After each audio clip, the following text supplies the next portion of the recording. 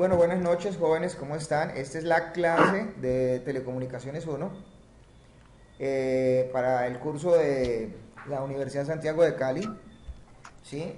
Básicamente pues vamos a revisar hoy este concepto que son los principios básicos de las redes IP. Vamos a explicar qué es el enrutamiento y vamos a mirar de una vez una entrada a lo que es el mundo del IP con la parte de la numeración y las subredes. En todo caso, pues esto lo vamos a hacer conceptualmente. Les voy a dejar a ustedes unos ejercicios y les voy a mandar a ustedes una cartilla para que estén siguiendo que subiré a la carpeta. Esta clase ya está en el Drive, en el Google Drive, sí, en este caso, y voy a dejarla especialmente en una carpeta aparte para que quede pues el rastro y el contenido de esto. De hecho, pues esto tiene unos objetivos. Nosotros a partir del día de hoy vamos a comenzar a cambiar un poco la forma de ver esta materia. Lastimosamente, pues la situación no da para más, pero sería muy importante que de pronto le metan a esto un alto sentido práctico, porque ya vamos a comenzar a hablar de un protocolo de numeración y de denominación de host. ¿De qué se trata el asunto? Pues se trata básicamente de entender por qué lo vamos a seguir siendo un protocolo que nos va a ayudar específicamente a denominar la forma en cómo los computadores están especificados.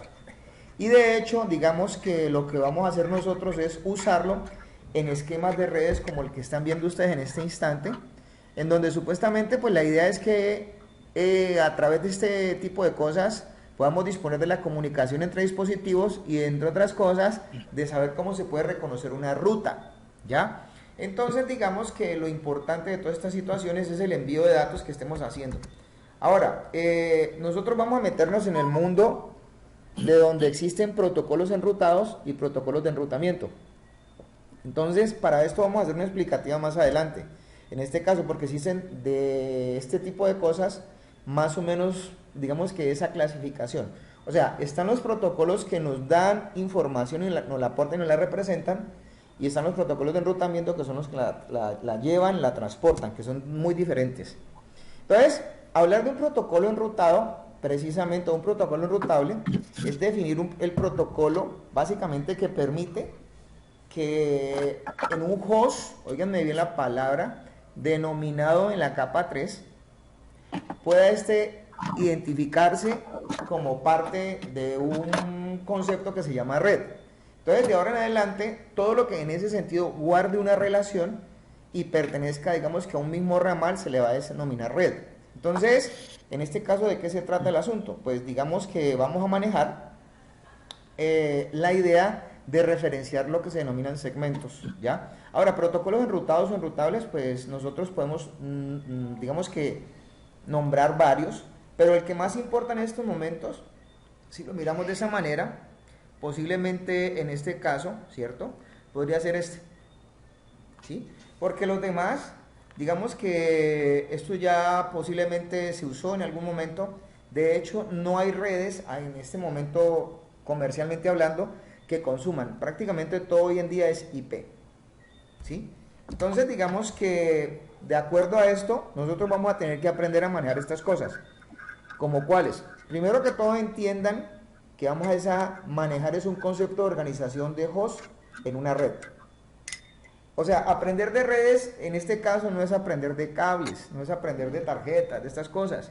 No, aprender de redes tiene que ver un poquito más con la parte en donde protocolarmente se manejan estas situaciones y cómo se maneja la información. De hecho, pues aquí pueden ustedes notar, ¿sí? Según lo que yo estoy aquí señalando, aquí tengo un dispositivo de capa 3 que está conectado de varias redes, como pueden apreciar. En este momentico él tiene básicamente, por lo que ustedes pueden notar, 3 interfaces conectadas, en este caso, ¿cierto? Y pueden notar específicamente también que estas 3 interfaces conectan 3 segmentos. Y si notan desde ese mismo punto de vista, esos 3 segmentos como tal, ¿sí?, a ustedes los relacionan en el concepto de lo que se denomina red. O sea, un segmento para ustedes va a ser red. Ahora, cosa importante, cada punto, de una vez que conecta directamente un dispositivo de estos con una red, se le va a denominar puerta, enlace o gateway para esta red. Entonces, ¿qué redes tenemos aquí? Prácticamente vamos a decir lo siguiente. Nosotros aquí tenemos 1, 2 y 3 redes, en este caso. Entonces, ¿de qué se trata el asunto? El asunto trata es que básicamente cojamos un rango de estas redes y nosotros se lo asociemos específicamente, ¿sí?, a los dispositivos que precisamente se pueden colgar. Pongan cuidado. Pero entonces hay dos direcciones que ustedes jamás pueden usar. Entonces, una de ellas es esta, por ejemplo. Perdón, voy a borrar un poquitico de esa parte, ¿cierto? Esta es una dirección de red. Esta dirección de red, por ejemplo, es la que está asociada en la interfaz Ethernet 2, que es la red 192.168.10.0, ¿cierto? Por ejemplo, aquí me están averiguando por el host 192.168.10.2. Si yo quisiera saber a qué red pertenece ese dispositivo, inmediatamente, ¿qué tengo que considerar?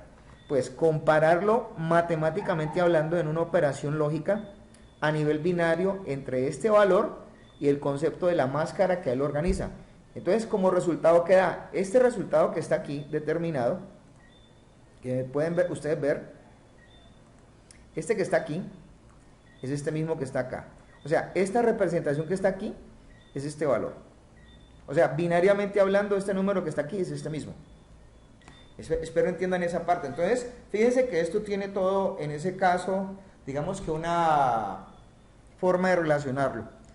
Ahora, mirándolo desde el punto de vista del mismo protocolo IP, porque nosotros vamos a mirar hoy cosas a fondo dentro de él, pues nos vamos a dar cuenta que el protocolo IP, como dijimos en el examen, era no orientado a conexión, es un protocolo no confiable, un protocolo que usa la técnica del mejor esfuerzo, ya les explico por qué, y la información, digamos que de él, cuando él está siendo usado como protocolo de denominación, va a fluir en el sentido del procesamiento hacia abajo, o sea, en el modo del encapsulamiento, que fue lo que se preguntó.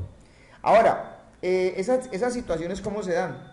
¿O para qué sirve realmente IP? Si notan allí en ese caso, IP sirve para que nosotros, a partir de él, denominemos los puntos de los segmentos de las redes, como estamos viendo allí en ese caso, y desplacemos la información de un lado a otro, escogiendo estructuralmente la forma de escoger una ruta. Ahora, ¿cómo se escoge una ruta? Una ruta de estas se viene escogiendo específicamente por el hecho de que esas máquinas que están allí relacionadas, que eso no está allí determinado ni escrito, tienen la posibilidad de relacionarse, conocerse y básicamente guardar y puntualmente esa relación que tienen entre sí para poder absorber información. ¿De quiénes? Ahora, vamos a señalar, por ejemplo, este dispositivo que está aquí, que estoy señalando, este que está aquí, se conoce con este. Pero este a su vez se conoce con este y a su vez con este. Entonces, ¿de qué trata el asunto? Entonces, los mecanismos de enrutamiento tratan es de que con esa información, la información se desplace. Enrutar significa saber específicamente desde dónde salimos y para dónde vamos. Entonces, estos dispositivos, todos los que ustedes ven aquí asociados, que son los de capa 3, van a guardar entre sí una relación que se va a denominar base de datos de conocimiento de la red, en donde cada uno de ellos tiene una tabla de información, pongan cuidado, que se va a denominar tabla de enrutamiento. Entonces, si miramos esas cuestiones, miren, esto es básicamente lo que va a hacer precisamente un enrutador cuando va a recibir esa información. Entonces, fíjense que el enrutador aquí está sufriendo ese proceso, es un proceso encapsulado, ¿no? En este caso. ¿El enrutador en qué capa está? El enrutador está precisamente en esta capa, ¿ya? En donde puntualmente está la información de manejo y control del direccionamiento del protocolo IP. Ahí está. Entonces, esa información no es esto. No son aplicaciones. Esto que estoy explicándoles a ustedes es la forma de llevar a cabo el concepto del networking. Ahora, digamos que si ustedes revisan un poquito el modelo que estuvimos estudiando, que era el modelo OSI, el modelo OSI es un modelo de referencia, pero el modelo OSI implica, en ese caso, que por cada una de estas capas existe una PDU. Pero si notamos en ese sentido, el modelo de interoperabilidad de TCP/IP precisamente me demuestra cómo es que yo interopero en este caso. Ahora, recuerden que en el modelo TCP/IP, estas dos últimas capas, esta y estas de acá, son una sola. Esta, en el modelo TCP/IP, se llama capa de acceso a red. y esta en el modelo TCP/IP se llama capa de aplicación. Por ahí estuvimos mirando eso cuando revisamos la parte de los modelos. Aquí tienen ustedes otra cosa, pues como para que más o menos se den cuenta, según el modelo de referencia OSI, cómo suceden las cosas. Y aquí es donde yo les decía a ustedes precisamente cómo es que entre un punto y otro las cosas pasan. Por ejemplo, aquí vemos que desde este dispositivo X para llegar al dispositivo Y pasando, oigan bien, por los puntos A, B y C, protocolarmente hablando, pues en este caso se dan procesamientos verticales de la información. Pero si ustedes notan y abren un aplicativo en el punto X y en el punto Y, en este caso, para saber qué está pasando de un lado al otro, esas relaciones son horizontales. Entonces, prácticamente podemos decir que estas situaciones de aquí se dan extremo a extremo y las demás se dan tramo a tramo. Esto se da tramo a tramo. ¿Listo? No sé si tengan hasta el momento alguna pregunta, alguna duda. ¿Ninguna? Bueno, espero que no. Entonces, si no, pues van diciendo en ese caso. Precisamente esto habla puntualmente de lo que es el direccionamiento tramo a tramo y extremo a extremo, de cómo suceden las cosas. Ahora, para que entiendan algo, los dispositivos se conectan con tarjetas de red, ¿cierto? Entonces, las tarjetas de red se van a conectar a las redes y cada cosa que esté definida allí va a tener es puntualmente una definición local. Y si lo miramos desde un punto de vista global, el direccionamiento de capa 3 tiene una visión mucho más allá. O sea, el direccionamiento IP avanza entre todas las redes. El direccionamiento, por ejemplo, como le mencionaba a ustedes el otro día, el direccionamiento tipo MAC, que es el direccionamiento de la parte de enlace de datos, que es el que está aquí, donde estoy señalando, solo tiene connotación local. ¿Ya? Por ejemplo, aquí tenemos otro ejemplo, para que de pronto lo revisemos, de cómo suceden las cosas. Fíjense que acá tenemos un dispositivo con esta dirección IP que está aquí, y con esta dirección MAC que estoy señalando, ¿cierto? Y intenta enviarle, a ese dispositivo se le intentan enviar datos, ¿sí? Desde el otro extremo. Entonces revisemos cómo se va a dar ese proceso, en este caso. Fíjense que acá, desde el origen, él comienza revisando o enviando datos, o sea, este es un ejemplo clásico, en donde se supone que este cliente que se llama Bill Smith, ¿sí? Con la dirección 198.150.11.34, en este caso, ¿sí? Procesa información en sus 7 capas. Inmediatamente se conecta con este dispositivo. Si ustedes notan, este es un dispositivo de ¿cuántas capas? Entonces este es un dispositivo de una capa. Eso es lo que se llama, eso es un hub. Eso es un dispositivo de capa física. Directamente él vendría a este punto que está acá, donde estamos notando, ¿cierto? Aquí se está dando este manejo puntual. Este punto que están viendo ustedes acá es una trama de enlace de datos que llega a la interfaz precisamente de este dispositivo que está acá, que es el 198.150.11.33, en este caso, como pueden ver, ¿cierto? Y él está buscando precisamente la dirección destino 163, que es el que está acá. Entonces, él a escuchar este procedimiento, lo que hace es llevarlo hasta su capa 3, en este caso, ¿sí? En donde él analiza ese encabezado de red, puntualmente hablando, qué es lo que está pasando acá, lo sube, y luego, ¿qué es lo que hace? O sea, él lo desencapsuló y ahorita tiene que volverlo a desencapsular. Entonces, él va a verificar de la trama los datos, o sea, la trama es la que llega aquí, ¿cierto? Y lo que sube acá es el paquete de la capa de red, precisamente a verificar las direcciones IP origen y destino. Una vez que eso pasa, pues obviamente, ¿qué se hace? Se verifica contra la máscara de red de esa dirección IP destino a dónde pertenece. Entonces, el resultado, como pueden ver en este caso, es el dato que precisamente esta máquina que está en amarillo va a buscar en su base de datos de conocimiento, que en ese momentico ya le vamos a colocar un nombre, se llama tabla de enrutamiento. Si él conoce esa red, entonces él que dice, colóquelo en la siguiente interfaz y conmútelo, porque a lo mejor él sabe en dónde está, o sea, aquí. Si él no conoce esa red, ¿qué sucede con el paquete? Si no tiene manera de supuestamente resolverlo, entonces él sencillamente lo deja caer y ya. Entonces, cuando eso pasa, pues él nuevamente lo encapsula y usa la siguiente red. En este momentico pues estamos viendo que aquí la siguiente red use este tipo de encabezado. Por ejemplo, aquí el protocolo en uso es un protocolo que se llama PPP. Y él continúa específicamente hablando, ¿sí?, buscando la dirección IP destino. Una vez que eso pasa y es enviado de este punto que está aquí a acá, en este caso, entonces allí sucede otra vez el mismo procedimiento.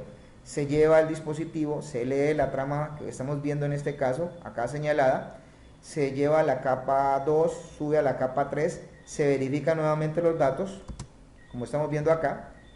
Este dispositivo que está aquí vuelve y verifica en su tabla de datos, ¿sí?, con una comparativa a qué red pertenece, y entonces él dice, ah, es que esta red no solamente la conozco, sino que directamente la tengo conectada, y la tengo conectada a una interfaz mía. Entonces, ¿qué tengo que hacer? Una cosa que se llama conmutación entre interfaces.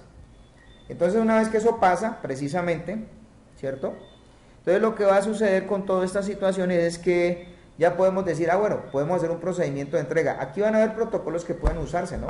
Entre ellos está el protocolo ARP, que vamos a mirar más adelante cómo funciona, ¿cierto? Y digamos que desde ese punto de vista, pues así se le entregarían los datos a este dispositivo de forma final. No sé si de pronto tienen alguna duda con respecto al proceso. Si quieren, pregunten de una vez, paramos o avanzamos. Entonces necesito es que me digan en este caso. ¿Está correcto? Levanten la mano por lo menos a los que tienen video. ¿Listo? Bueno, listo. Entonces está correcto. Entonces sigamos. Por ejemplo, en este momento ya podemos decir varias cosas fundamentales. Entonces ya tenemos idea desde ese punto de vista cómo han de darse las situaciones para, en este caso, llevar a cabo pues las cosas acá, ¿no? Bueno, sigamos. Entonces, ahorita hablemos de cómo es realmente el protocolo IP. El protocolo IP, por ejemplo, maneja servicios de envío, y sus servicios de envío son no orientados a conexión, ¿ya? Entonces son paquetes que son enviados por distintas rutas, y de pronto ustedes quieren encontrar por qué el dispositivo dice que no es orientado a conexión. O sea, él nunca define la misma ruta para hacer envíos de los paquetes, a no ser de que se le especifique que por ahí tiene que ser. O sea, cuando tenemos una red en la cual disponemos de múltiples nodos, en este caso, pues precisamente lo que se busca son múltiples rutas para resolver las cosas. O sea, ¿qué vamos a hacer? Hagan de cuenta que es como si estuviéramos mandando un rompecabezas que tiene 10 piezas. Esas 10 piezas se mandan por separado por las diferentes rutas que se puedan calcular. Posiblemente por la forma en cómo los dispositivos en un momento específico en las redes están determinando cómo tenga que hacerse. Ese procedimiento de enviar así se llama conmutación de paquetes. Ahora, cuando este tipo, o sea, esto es algo muy clásico de definir, porque es que también existía una cosa que se llamaba la conmutación de circuitos. ¿Qué es esto? Precisamente, porque resulta que en una conmutación de circuitos sabemos que las rutas están escogidas. Entonces se establece una conexión directa entre el remitente y el destinatario antes de transferir los datos. O sea, hay un previo acuerdo para poder hacer esto. Entonces esto es un sistema orientado a conexión. Y los paquetes viajarían en secuencia. En tanto que acá, obviamente, esto no se, la forma de especificar las rutas no se va a comunicar con el destino antes de enviar el paquete. Siempre va a ser sobre la marcha. Por eso se dice que el protocolo IP se dice que trabaja sobre la técnica del mejor esfuerzo y no es orientado a conexión. O sea, el protocolo IP no es de pronto lo que nació para resolver los problemas como hoy se maneja. Lo que pasa es que el problema es que no es problema, sino que la ventaja que se sacó de IP fue que se amoldó tanto y tan bien a las cosas que precisamente vino a resolver los problemas de las redes montadas en los esquemas de conmutación de circuitos, que es lo que hoy en día se hace. Vamos a hablar acerca de cómo está construido IP. Esto que están viendo ustedes en este instante es el cabecero o header, en este caso el protocolo IP. O sea, que el protocolo IP define una estructura de datos para la capa 3 que se llama paquete. ¿Qué es un paquete? Entonces un paquete no es otra cosa que un cabecero IP o un header IP y los datos que supuestamente él tiene encapsulados. Normalmente él encapsula segmentos de la capa 4 o datagramas de la capa 4. ¿Por qué lo digo así? Porque los segmentos son los que provienen del protocolo TCP y los datagramas son los que provienen del protocolo UDP. Espero que me estén entendiendo. Esto que tienen acá demuestra es el paquete, el header del paquete IP. él tiene unas partes, vamos a explicarlas una por una. Por ejemplo, esta es la capa, la parte del header que tiene el concepto de versión. Este es el concepto que define la longitud del encabezado. Normalmente es palabras, está escrito en palabras de 32 bits, usualmente son 5. Este es el tipo de servicio, por ejemplo. Uno puede usar en este caso esto de dos maneras, dependiendo pues, o lo usamos para refinar la calidad del servicio en algunos paquetes y algunas aplicaciones, o pues o de pronto en este caso como un diferenciador o un punto para específicamente manejar servicios diferenciados a nivel de código, en este caso. ¿Listo? Entonces, ¿cómo se haría en esa parte? Fíjense que esto tiene una programación, no van a pensar que esto es así nomás. Entonces, por ejemplo, uno puede determinar de acuerdo al DTR y la precedencia cómo supuestamente está definido el tipo de servicio. Entonces, existen servicios que, por ejemplo, pueden manejar prioridad. Existen servicios que manejen, por ejemplo, digámoslo así, control de red. O en ese caso, control de la Internet Network misma o funciones mismas críticas, dependiendo de lo que se esté aplicando a nivel de los paquetes IP. En ese sentido, por eso es que de pronto IP se vio tan frágil cuando apareció IP versión 6, porque esto fue de las cosas que se manejaron cuando se mejoró, se sacó ese paquete, ese nuevo protocolo, ¿ya? Y obviamente pues existían algunos bits en donde supuestamente pues a esas opciones de precedencia se les daban, en este caso, digámoslo así, ciertas cosas, como por ejemplo, como cuáles, si eran para throughput, si eran para confiabilidad, si eran para manejo de retardo, en este caso, como se está mencionando acá, dependiendo de las importancias que cada una de estas tiene. Hay otras cosas que son fundamentales, que es la longitud definida dentro del paquete IP, y eso viene en este campo. O sea, en este campo que ustedes están aquí viendo, viene la longitud total que suma la longitud del header en datos binarios más los datos. Y esta que está acá es la identificación del datagrama. Esto tiene mucho que ver en ese sentido con lo que se denomina reensamble y ensamble o desensamble de lo que son los datagramas IPs. Recuerden que los paquetes IPs, perdón, no usemos la palabra datagrama porque no es adecuada para esto, se envían en partes. Entonces digamos que es como llegar y decir, bueno, yo tengo una torta o un pastel cuadrado y voy a sacar pedazos. Y luego lo que voy a hacer es enviarlos por separado para luego cuando estos se envíen a un determinado destino, entonces volver a juntarlos y volver a conformar de nuevo el pastel. Más o menos es como un ejemplo, digamos que así aplicable, aunque pues hay mejores ejemplos, ¿no? Estos datos, este que está acá es el campo de banderas, ¿cierto? Porque este es el dato que supuestamente está, o la parte que está aplicada para controlar lo que se llaman los procesos de fragmentación. Por ejemplo, aquí es importante mirar esto por dos razones. ¿Por qué? Porque es que hay paquetes, con esto uno sabe qué parte de los paquetes o son los primeros paquetes o son parte, según el orden del número de paquetes que son, por ejemplo, en este caso, no el primero ni el último, sino que son parte de ese mismo conjunto o es el último paquete. O si hay consideraciones de que se determinan para no fragmentarlo o no. ¿Cómo se hace esto? Entonces eso viene marcado precisamente. ¿Dónde se marca? Precisamente pues en el fragment offset. Entonces vamos a mirar esa parte, eso se mira acá, precisamente. Entonces aquí tenemos por ejemplo un paquete que tiene 1280 octetos, ¿cierto? Esto se ha definido en pedazos de 512, o sea, si nosotros definimos esto en pedazos de 512, entonces tenemos 2 de 512 en donde este último es el primero, este que está aquí es el segundo y este por ser el final sería en ese caso el que cierre la suma. Si ustedes notan acá, en este caso, los códigos del fragment offset, ¿sí? Esta parte tiene que estar adecuados, ¿sí? Obviamente indicando esas opciones. Ahora, ¿qué tenemos acá también para mirar? El time to live. Ojo con esta parte, ¿no? Porque muchas veces esto puede confundir por la forma en cómo está escrito. Esto no es una marca temporal, ni una marca horaria. Se supone que esto define dentro de este header el número de saltos que específicamente ha recorrido un paquete IP. Convencionalmente, digamos que esto puede ser parte de los conceptos de métricas que hoy en día se manejan, en este caso, para definir cuántas vueltas puede dar un paquete. Y está también el campo supuestamente de protocol, que es para indicar qué es lo que estamos allí encapsulando. Si lo que estamos encapsulando es un segmento o un datagrama. estaba esto definido de esta manera. Entonces ustedes pueden decir, por ejemplo, en este caso, es que yo me traigo de TCP algo montado, por ejemplo, a nivel de HTTP o cosas de ese estilo, ¿no? En ese sentido. Entonces, eso está asignado precisamente por los números del protocolo IP en esta parte. O sea, están los servicios realmente definidos en este caso. Este es el header checksum, ¿sí?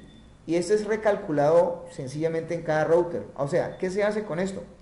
Pues ese supuestamente es el que vigila la integridad del cabecero. ¿Qué se supone que se hace con él? Ahora, pues, por ejemplo, miramos. Entonces, entonces lo que hacemos con ese header checksum es como revisar si integralmente ese header está correcto o está incorrecto. Por lo general, pues siempre se revisa contra el valor que está allí guardado. Se calcula. Si ese valor supuestamente no coincide, entonces ese paquete se deja caer porque el header tiene un problema. Y estas son las direcciones IP. Por ejemplo, esta sería la dirección IP fuente, escrita en bits. La dirección IP destino, escrita en bits en este caso. Bueno, vienen otros campos allí asociados, que es el de los últimos. Por ejemplo, ese es el que admite opciones. ¿Cuáles? Por ejemplo, si nosotros estamos manejando el concepto de IPsec o IPsec, aquí tendríamos que comenzar a tocar esta parte, ¿cierto? Dentro del protocolo IP. Esas partes, por ejemplo, me van a llevar a mí a definir cosas como estas. Por ejemplo, si se pueden hacer manejos de fragmentación, si se pueden hacer medidas o depuración, en este caso, si podemos de pronto manejar otras situaciones con un número de opciones. Por ejemplo, aquí estaríamos manejando marcas de tiempo de internet y cosas de ese estilo. O sea, esto ya tocaría entrar muy a fondo en él y tocar el protocolo muy a bajo nivel, cosa que, por ejemplo, pues sería para ciertas implementaciones. Quienes están haciendo desarrollo de software, probablemente en ese tipo de cosas relacionado con esto tocaría mirarlo más a fondo. Está el campo padding, que es el campo que sirve para hacer, digamos que un concepto que se llama stuffing o relleno, y es el que garantiza que todos estos cabeceros o headers sean múltiples de 32 bits. Y está el campo de datos, que normalmente pues puede llegar hasta un máximo de 64 KB en este caso. ¿Listo? Entonces ahí tenemos básicamente todo este tipo de cosas, ¿ya? Fundamentalmente esto es lo que muestra un paquete. Vamos a hablar ahorita acerca de los dispositivos de capa 3, los que ustedes van a programar. Ahora, ¿por qué hablo de esto? Porque esto, vuelvo y repito, ustedes le van a hacer seguimiento a la información. Muy probablemente lo que nos interesa a nosotros es la información que se enmarque dentro de estas cosas. Bueno, entonces hablemos de los dispositivos de capa 3. Hablemos primero, pues, de lo que estamos acá definiendo, que son los dispositivos precisamente de esta capa, que son los routers. ¿Qué es un router? Pues es un dispositivo que, ojo con esta palabra, ¿no? Él hace Internet Working. El Internet Working es la acción que se hace precisamente de manejar o tener trabajo entre redes. ¿Qué hace para tener definida esa labor? Pues sencillamente lo que hace es pasar paquetes de datos, no más. ¿Usando qué clase de cosas? Las direcciones de las cuales nosotros ya hablado. Entonces, acá se supone que estamos usando el protocolo IP en este momento en versión 4. Entonces, un router, ¿qué va a hacer? Va a tener la habilidad de tomar decisiones inteligentes de acuerdo a criterios que ayuden a escoger la mejor ruta, como dice allí, en ese sentido, para enviar paquetes de un lado a otro. Ahora, en otras palabras, el enrutador viene siendo como el dispositivo o el punto de gestión de toma de decisiones para hacer envíos de paquetes e información entre las redes. Básicamente es eso, en este caso. Entonces, ¿cuál es la función principal de él? La determinación de rutas. ¿Cómo se determinan? A partir de lo que ellos tienen insertos en su memoria, que se llama, precisamente lo que yo les dije hace un rato, se llama tabla de enrutamiento, que es la base de datos de conocimiento de todas esas redes. Bueno, por acá, por ejemplo, se podrían hacer comparativas entre lo que es un bridge, un switch y un enrutador. Estos dispositivos son capa 2, mientras que este es capa 3. O sea, las situaciones son bien diferentes, ¿no? ¿Por qué? Porque estos, por ejemplo, los bridges y los switches usan direcciones físicas o tipo MAC para tomar decisiones en el envío de los datos, y lo hacen es a través de sus topologías de conmutación, de switching. Mientras que los enrutadores usan un esquema de direccionamiento de capa 3. Estas son direcciones lógicas. Eso quiere decir que el trabajo de decisiones lo hacen específicamente hablando a partir de lógica, o sea, su trabajo es sobre la lógica. En tanto que los bridge y los switch toman decisiones sobre direcciones físicas. Es más, de hecho, la naturaleza de decisiones, o sea, la naturaleza en la que un switch o un bridge toman decisiones es sobre hardware. Y la naturaleza sobre la que un enrutador toma sus decisiones es sobre software, básicamente. En este caso. Entonces, digamos que aquí están las cosas para que sirven estos dispositivos. ¿Para qué sirve un bridge o un switch? Para interconectar segmentos de red. Algunas veces sirven, por ejemplo, para reemplazar el trabajo del hub, para extender eléctricamente el recorrido de una red. Pero no son para hacer interconexión. Pongan cuidado con la palabra. Sirven para conectar segmentos de red, pero no interconectar redes, que son muy diferentes la forma de definirlo. Los enrutadores sí hacen ese trabajo, conectan redes. En este caso, no conectan segmentos. Aunque su naturaleza física de pronto lo demuestre, su labor es precisamente pasar información de una red a otra. Y muchas veces su finalidad es que saquen información hacia Internet, lo que ustedes conocen como Internet. Ahora, las dimensiones físicas, mucho cuidado para que una vez partan de estas definiciones. Las dimensiones físicas normalmente ustedes no las asignan. Estas son convencionalmente asignadas por los fabricantes y están dentro de las tarjetas de red. Las que ustedes van a asignar es el direccionamiento IP y es la información lógica. Bueno, aquí hay una pequeña comparativa a nivel de tablas. Pues, como podemos mirar, uno puede decir que, pues, así de forma más directa, que el direccionamiento jerárquico, que es el de las direcciones IPs, en este caso, pues, tiene obviamente, pues, un manejo muy puntual. Las direcciones son, como su nombre lo dice, jerarquizadas, son manejadas por clases, en este caso, asignadas por software, mientras que las direcciones de capa 2 son planas y están, de hecho, determinadas como una numeración sin jerarquía. Y pues obviamente pues también existen otras situaciones. Por ejemplo, cuando existía solo IPv4 se hablaba de que la numeración para IPv4 era decimal para representarla y las direcciones MAC hexadecimales. Hoy en día pues ya tenemos IP versión 6 que trabaja también con numeración hexadecimal. Bueno, con base en esto ya comenzamos a hablar sobre el direccionamiento IP, ¿no? Entonces, hablemos del direccionamiento IP, sobre el manejo de direcciones IPs, en este caso. Digamos que las direcciones IP son aquellas que están implementadas en software y estas se refieren a la dirección precisamente que se va a manejar entre los hosts, entre los dispositivos de una red, en ese caso, para precisamente cada uno de estos ser localizado. Si usted no tiene una dirección de IP en una estructura de una red, haga de cuenta que no existe. Entonces, para poder portar una dirección de red, pues existen unos requisitos. Primero, en ese caso, estar reconocido como host. Y recuerden que para estar reconocido como host, tenemos que estar conectados a través de una red. En este caso. Y obviamente, pues, esto lo determina el direccionamiento físico. Una vez que eso pase, yo puedo ya ahí sí aspirar a tener una dirección IP. Bueno, sobra decir que así como existen cosas que son supuestamente exclusivas, pues los números de red son precisamente eso. Números de red únicos y exclusivos. Un número de red, digamos que si las redes todas en la Tierra tuvieran que manejarse de forma como excluyente, todos los dispositivos en el mundo estarían en una red, pero con números de host diferentes. Hoy en día lo que se hace es mucho reuso de esto también en este caso, ¿no? ¿Ya? Por ejemplo, y lo podemos hacer precisamente gracias a que los enrutadores hacen ese trabajo. Detrás de un enrutador puede haber una red que de pronto maneje números que estén iterados en otro lado, pero ellos van a tener la habilidad de no mostrarlos y no específicamente dejarlos que se representen por su interacción dual un error. Ya les voy a explicar cómo se maneja esto. Aquí hay un pequeño ejemplo, ¿cierto? Ustedes pueden notar que allí tenemos una máquina de capa 3, tenemos un pequeño segmento conectado a ella, una red A. Aquí tenemos otro segmento conectado a una red B. El punto A1 y el B1 de esa misma red son los hosts ubicados en ese dispositivo que está allí marcado.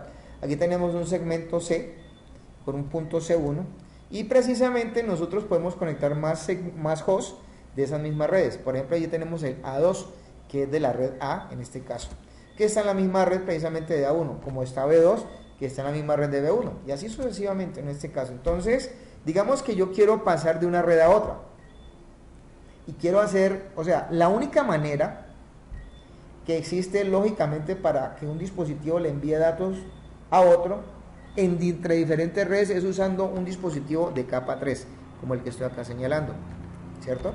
Entonces, un dispositivo, por ejemplo, aquí el dispositivo A2 le va a enviar datos inicialmente al enrutador, ¿cierto? Para que llegue al dispositivo B2.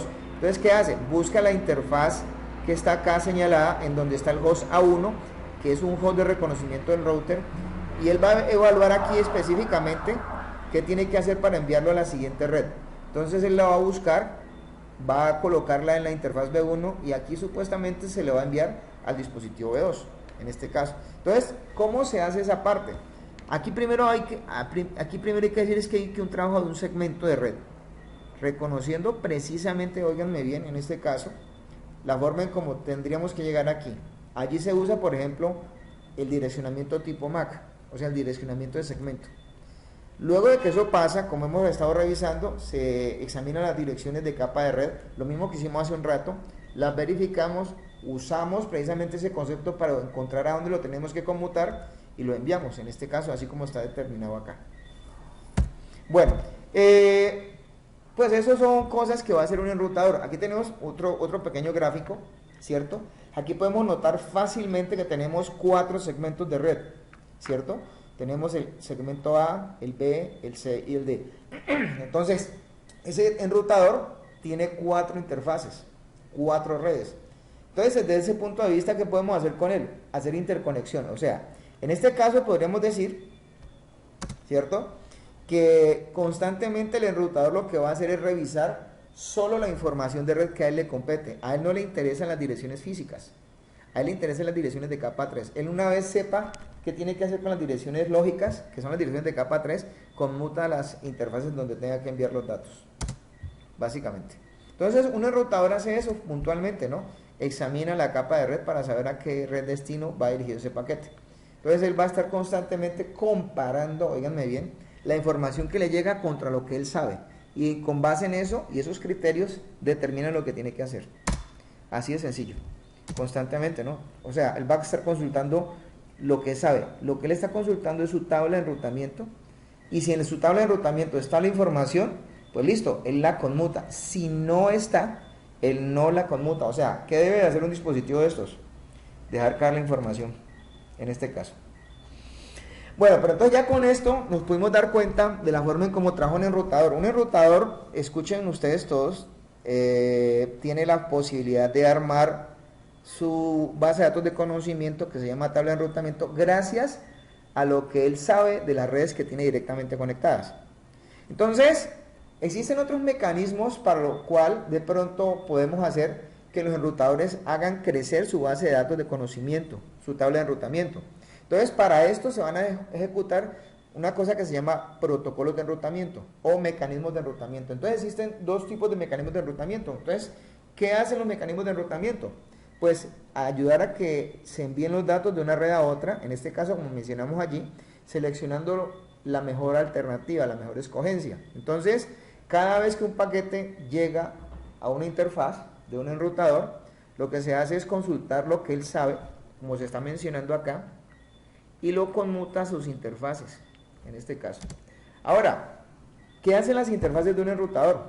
Miren, las interfaces de un enrutador son como sus oídos, son como su forma de sentir las cosas que tiene conectadas. Entonces, directamente, en este caso, cada interfaz de un dispositivo de estos puede denominar una red a partir de un puerto que él específicamente también monte en esa misma red. Entonces, para que les quede de conclusión, es que si yo tengo una interfaz de red, probablemente allí tengo alojado un host que debe pertenecer a esa red que estoy conectando. Entonces, por ejemplo, en este caso, si notan ustedes, aquí tenemos 3 interfaces, en donde él tiene un host ubicado aquí, otro acá y otro acá de forma lógica. Entonces, ¿eso qué implica?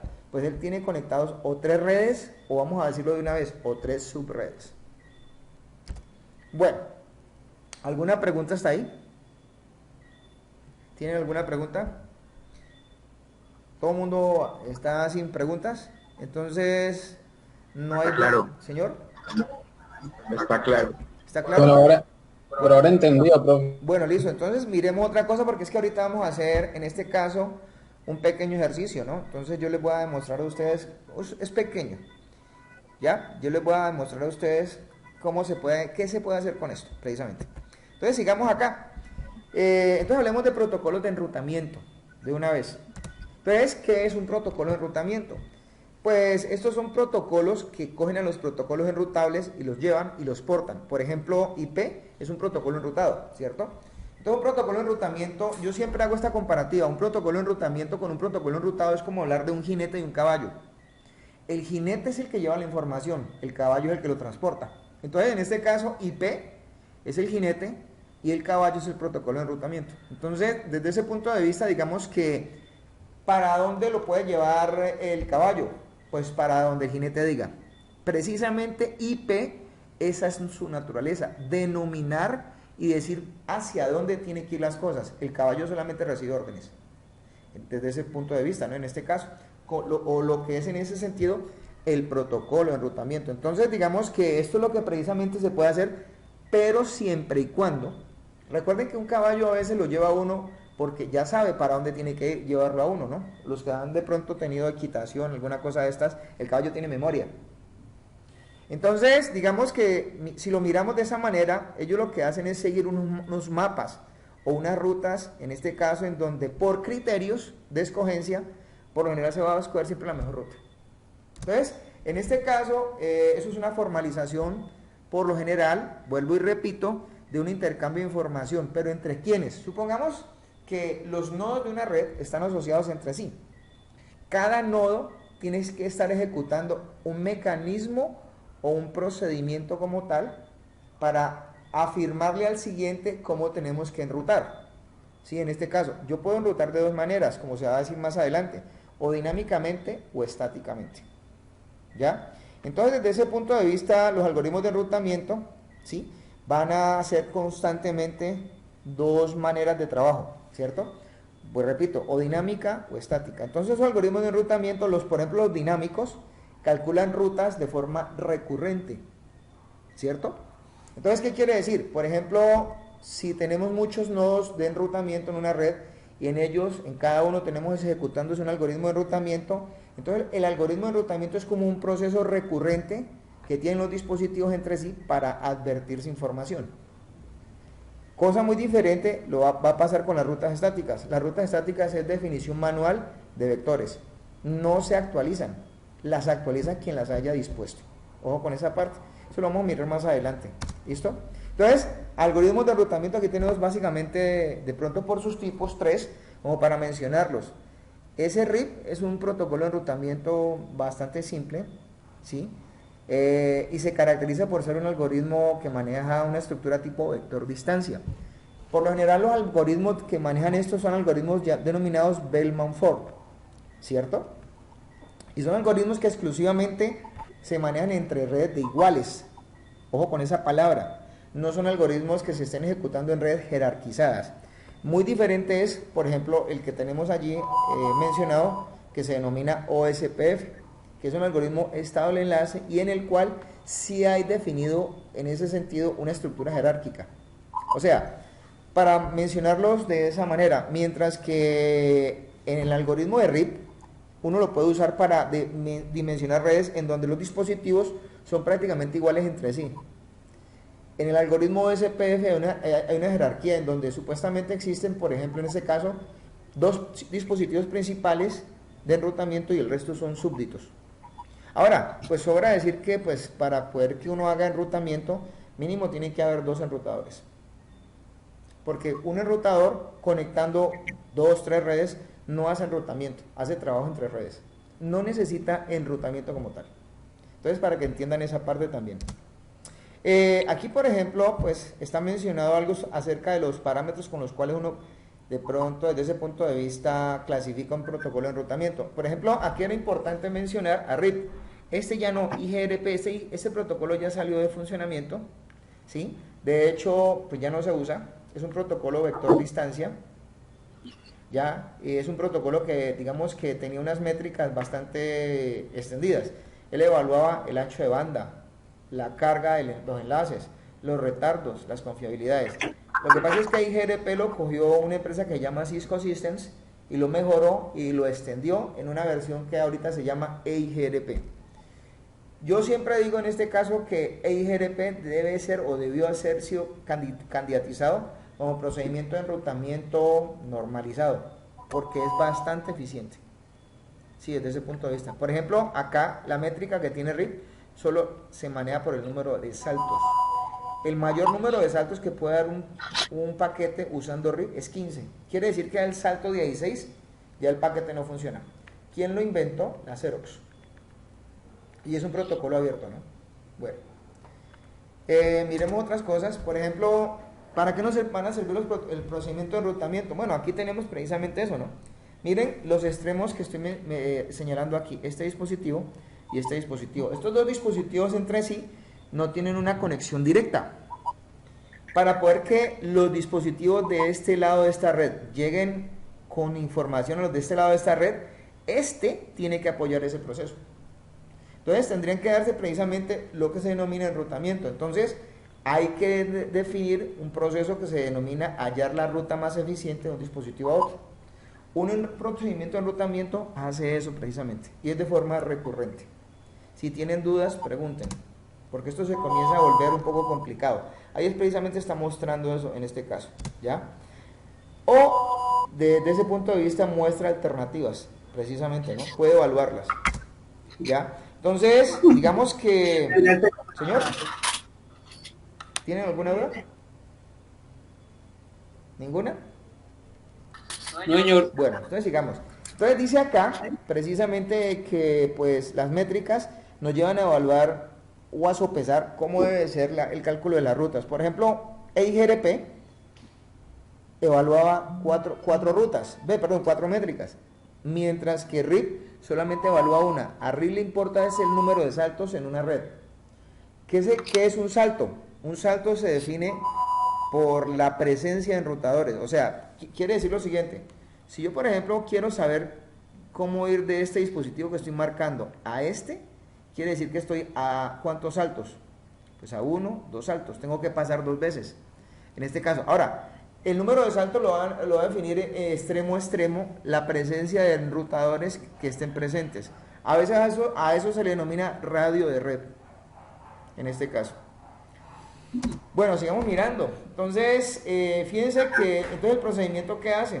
Un procedimiento de enrutamiento sencillamente va a estar digamos que velando por el hecho de que la información de interconexión entre hosts, en este caso, se esté dando. Lo que está aquí pasando en la mitad va a ser transparente para ellos, ¿cierto? Entonces ese procedimiento de enrutamiento va a estar portando la información en esta capa. Lo que sucede acá no es competencia de él, en este caso. ¿Listo? Bueno, hay una comparativa que sería muy bueno hacerla, que es la comparativa del routing y del switching. ¿Qué diferencia hay? Ojo con esta parte. El routing lo hacen los enrutadores.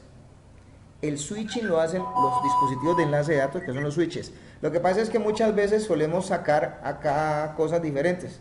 Por ejemplo, hoy en día a nivel de conmutación se pueden usar switches que son capaces de portar interfaces de capa 3. Cuando un switch abandona por completo o por tan siquiera en una sola instancia su direccionamiento de capa, o sea, su trabajo de enlace de datos para lo que fue definido, ya ese dispositivo no se trata de un switch, se trata de una solución sobre la que converge la capa 3. De hecho ya es un enrutador. Entonces, por ejemplo, ese tipo de cosas ya hoy en día han cambiado. Aquí tenemos precisamente un ejemplo de esa muestra, ¿no? Aquí tenemos conmutación LAN, conmutación WAN, en este caso. O sea, uno también puede hablar de que un enrutador conmuta, pero conmuta entre redes. En cambio, un switch o un dispositivo de múltiple acceso conmuta entre puertos, pero puertos que están asociados en la misma red en lo posible.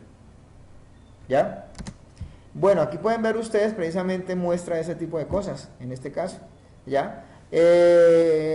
Lo que podemos notar nosotros es que aquí hay 5 redes interconectadas, incluyendo esta E0, E1 de este lado y la E0, E1 de este lado, en este caso, más la que está aquí en la mitad.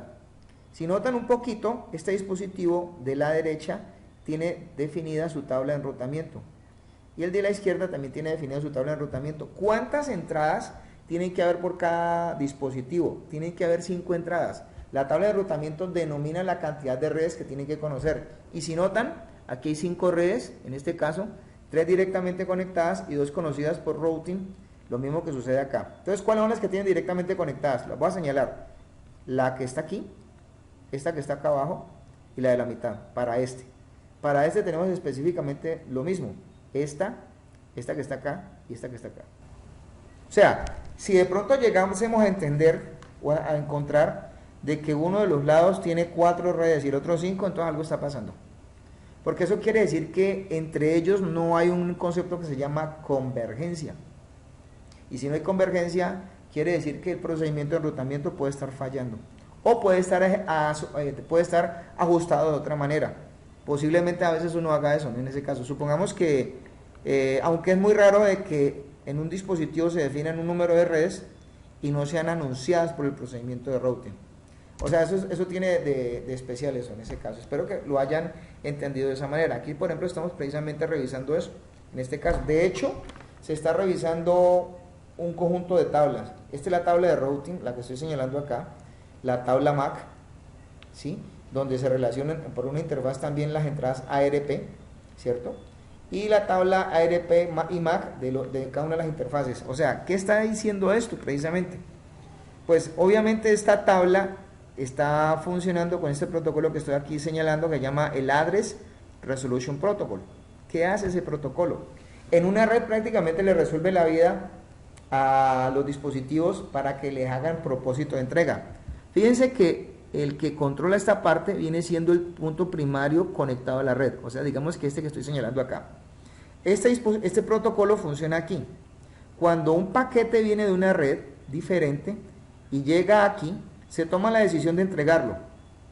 Cuando este dispositivo quiere saber a quién tiene que entregárselo, tiene que ir a consultar la tabla MAC, porque él conoce la dirección IP, más específicamente en el paquete no viene la petición de la dirección física, porque él no tiene por qué trabajarla.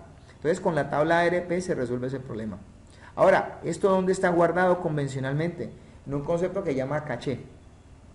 ¿Para qué? Para que las conmutaciones y los envíos de datos sean eficientes, si no, entonces todo se volvería muy ralentizado y lento, en este caso. Entonces, precisamente eso es mejor tenerlo en cuenta, ¿no? Aquí en este punto hacen, obviamente, pues otra comparativa. Hablan de que el enrutador es más lento que el switch, y es cierto. Hablan de que el enrutador es un dispositivo de capa 3 y el switch de capa 2, es cierto. Hablan de que el enrutador maneja direccionamiento IP y el switch maneja direcciones MAC, cierto. Hablan de que los niveles de broadcast manejados por la capa 3 son por bloques. Los niveles de broadcast manejados por la capa 2 por el switch son enviados. Y obviamente pues hay una cuestión muy específica aquí. Quien monta más niveles de seguridad es un enrutador que precisamente un switch. Para volver a un switch robusto y hardenizado, como lo dice hoy en día el concepto, toca que le metamos y especificaciones asociadas a él por el manejo de la seguridad más la capa 3. Bueno, entonces fíjense que esto da para decir muchas cosas. Fíjense que aquí de nuevo hacen una comparativa entre lo que es un protocolo enrutado y el protocolo de enrutamiento. Dice que el protocolo enrutado maneja los datos de denominación a través de la red, le transportan los datos realmente, mientras que el protocolo de enrutamiento elige o ayuda a elegir la mejor ruta para transportar la información. Entonces fíjense que pues eso es el mundo ya de las redes IP. En el mundo de las redes IP ya existen pues prácticamente pues por decirlo así, el protocolo que impere en el manejo de la denominación de los hosts y los protocolos de enrutamiento. Hoy en día, por ejemplo, vemos que el protocolo IP versión 4 ya está agotado. Lo que queda pues todavía se denomina con este estructura de direccionamiento, y de ahí en adelante, precisamente jóvenes, ¿sí? Es que cuando ya no hay posibilidad de usar IPv4, toca usar IPv6. ¿Ya? ¿Por qué? Porque pues esto ya tuvo un agotamiento. ¿Listo? Bueno, aquí está precisamente lo que tiene que hacer el protocolo de enrutamiento, determinaciones de rutas. O sea, ¿qué hace un protocolo de enrutamiento? Jóvenes, procesa la información necesaria para seleccionar a qué saltos o hacia dónde tiene que remitir los paquetes, ¿cierto? ¿Cómo toma esas decisiones? Basándose en criterios. Esos criterios convencionalmente se le dicen métricas, o son un grupo de métrica de métricas o es una única métrica en este caso. Por ejemplo, aquí están mencionando 4 tipos de métricas: el ancho de banda, el costo, el tráfico, el retardo. Pueden haber otras métricas en este caso, ¿no? Múltiples. A partir de allí, el dispositivo, ¿qué hace? Determinar rutas. Esto solo lo hace un enrutador. Ojo con esto. Entonces, es donde aquí, considerando qué tipo de manejo de manejo de enrutamiento, va a comenzar a enviar la información. O sea, o hay enrutamiento estático, que lo maneja un administrador, o hay enrutamiento dinámico, que son aprendidas por el protocolo de routing que impere. O sea, en otras palabras, si yo me siento en esta máquina que está aquí a determinar cómo enviar la información que está acá, pues obviamente yo, si estoy haciendo un enrutamiento estático, puedo llegar hasta aquí. El resto de cosas, pues serán los milagros que hagan los demás con respecto al transporte de la información.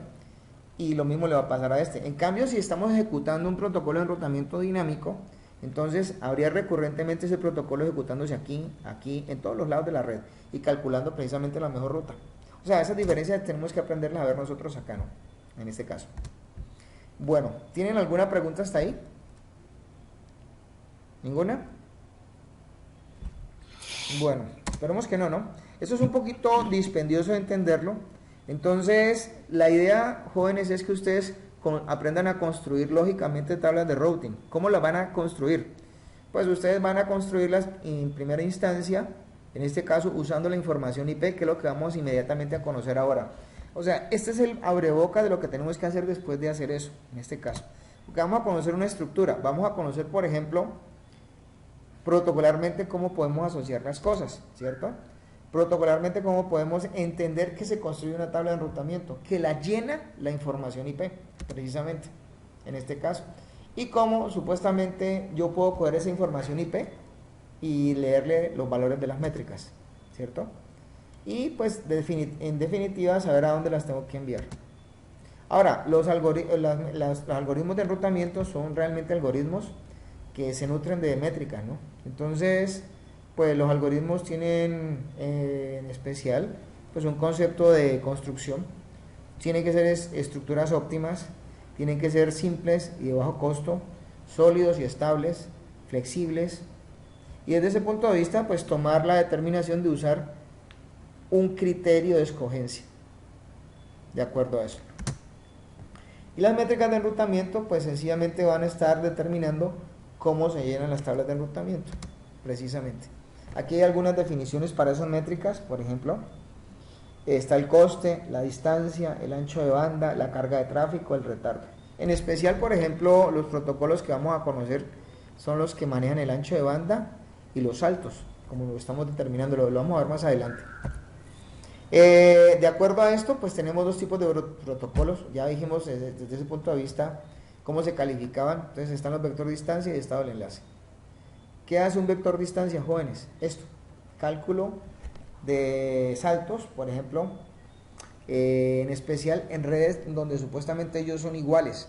Son redes de iguales, no jerarquizadas. En el estado del enlace, pues los procedimientos de estado del enlace son un poquito más complejos. Por ejemplo, podemos mencionar que hay algoritmos que usan, por ejemplo, el protocolo SPF, que es estado del enlace, maneja el algoritmo Dijkstra, ¿cierto? Y recrea una gran cantidad de información para poder colocar la optimización de las rutas.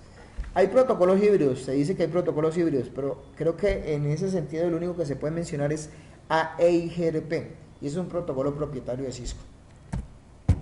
Bueno, aquí miramos ahorita tipos de enrutamiento antes de entrar a la parte del direccionamiento. Los direccionamientos son dos, repito, entonces está el dinámico y el estático. El estático pues son rutas fijas, preprogramadas, son vectores de red realmente, finalmente definidos por un administrador, ¿sí? No tiene sentido que yo tenga un vector de red con una ruta estática y un procedimiento de enrutamiento, porque básicamente pues va en contraposición de lo que ellos pueden hacer. Y de hecho pues lo que tienen las rutas estáticas es que ellas no se actualizan. Ellas, usted una vez las coloca, así se quedan por siempre. En tanto que un protocolo de enrutamiento dinámico calcula automáticamente siempre las rutas a partir del manejo de sus mensajes entre sí, ¿no? En este caso. Entonces, por ejemplo, aquí pueden ver ustedes que es el enrutamiento estático. Entonces, aquí podemos afirmar varias cosas. Por ejemplo, ¿cierto? Esto que está acá este enrutador que está aquí, que estoy marcando, va a definirse como un punto frontera para esta red que está acá, ¿cierto? Entonces, si yo quiero enviar datos a la siguiente red, que es la que está acá, entonces yo lo puedo hacer a través de un vector de red. Este es el vector de red, que tiene un origen, un sentido, y él necesariamente tiene que tener un punto de referencia para pasar a la otra red, o este punto de salto, o esta interfaz saliente. Entonces, este lo puede hacer de esta manera hacia allá. Quiere decir que si él coloca el envío de los datos hacia acá, pues necesariamente va a tener que haber algo que coloque el envío de datos hacia todo este grupo de redes, en este caso. Entonces, digamos que en el sentido contrario, tendría que haber otro vector de red que tenga una referencia de salida o un punto de salto y que apunte en el sentido contrario. En otras palabras, el mundo cómo funciona, con una raya que va para allá y otra que va para acá. Y eso es todo. Ahorita hacemos un ejemplo mostrando precisamente esa parte. Usted puede, por ejemplo, aquí en este punto puede colocar una frontera. Esa frontera puede decir, aquí tengo actualizaciones de enrutamiento y protocolos de enrutamiento, y hace acá un enrutamiento estático. Uno puede esconder las partes de una internet web precisamente trabajando con ese tipo de cosas. Eso lo tienen que aprender a hacer ustedes. Entonces, el ruteo dinámico pues va a tener funciones. Aquí están sus funciones: mantener las tablas de ruteo, mantener distribuida la distribución temporizada de la información en cada uno de los dispositivos. Por ejemplo, miren aquí que prácticamente uno puede definir 5 enrutadores a todo lo largo de un país interconectando grupos de redes, en este caso. Ahora, esto no son enrutadores de juguete, ¿no? Si yo lo que quiero hacer es darle servicio a toda esta infraestructura de usuarios, pues tendrán que ser grupos de enrutamiento y enrutadores bastante robustos en este caso. Bueno, hablemos de uno de esos protocolos de enrutamiento. Aquí está RIP, precisamente. Pues aquí están sus características. Esto voy mencionándolas de una vez. Es un protocolo que usa como métrica los saltos. El máximo número de saltos es 15. Y pues por ser un algoritmo recurrente que se ejecuta en cada máquina, se va a actualizar cada 30 segundos por medio de un concepto que se llama broadcast. O sea, los enrutadores entre sí se mandan cada 30 segundos esa información. Ahora, el asunto es que él calcula el menor número de saltos, pero el menor número de saltos muchas veces no implica que siempre sea la ruta más rápida para los paquetes. Entonces, ¿qué sucede con esto? Pues no es un algoritmo de enrutamiento como muy adecuado para grandes internet networks. Es como para redes más que todo pequeñas, de medianas a pequeñas, en este caso. No quiere decir que no se pueda usar para trabajar, pero pues lo ideal sería usar otro protocolo de enrutamiento. Bueno, aquí tienen ustedes precisamente dos redes. Entonces, esto tenemos que definirlo. Aquí tengo la red 12.0.0, aquí tengo la red 11.0.0. Este punto que está aquí marcado y este punto que está aquí marcado son este y este. O sea, cada uno corresponde, o sea, esos son los hosts. Quiere decir que cada enrutador introduce un host en cada red. ¿Ya? O sea, él, a partir de que cada router cuelga una red,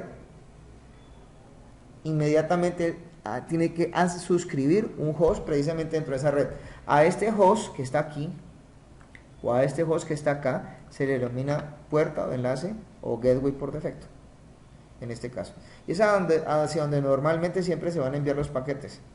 Así básicamente va a suceder. Primero que todo, pues aquí estamos viendo que hay un trabajo de enlace de datos a través de tramas. Luego él recibe ese paquete, recuerden lo que hicimos ahorita. Entonces le va a tocar leer el direccionamiento de capa 3 y luego remitirlo hacia las partes, más o menos como lo que pasa acá, ¿cierto? Aquí ¿cuántas redes tenemos? Tenemos 3, puntualmente hablando, y estas redes están colgadas de interfaces, que son hosts de cada una de esas participantes de cada una de esas redes.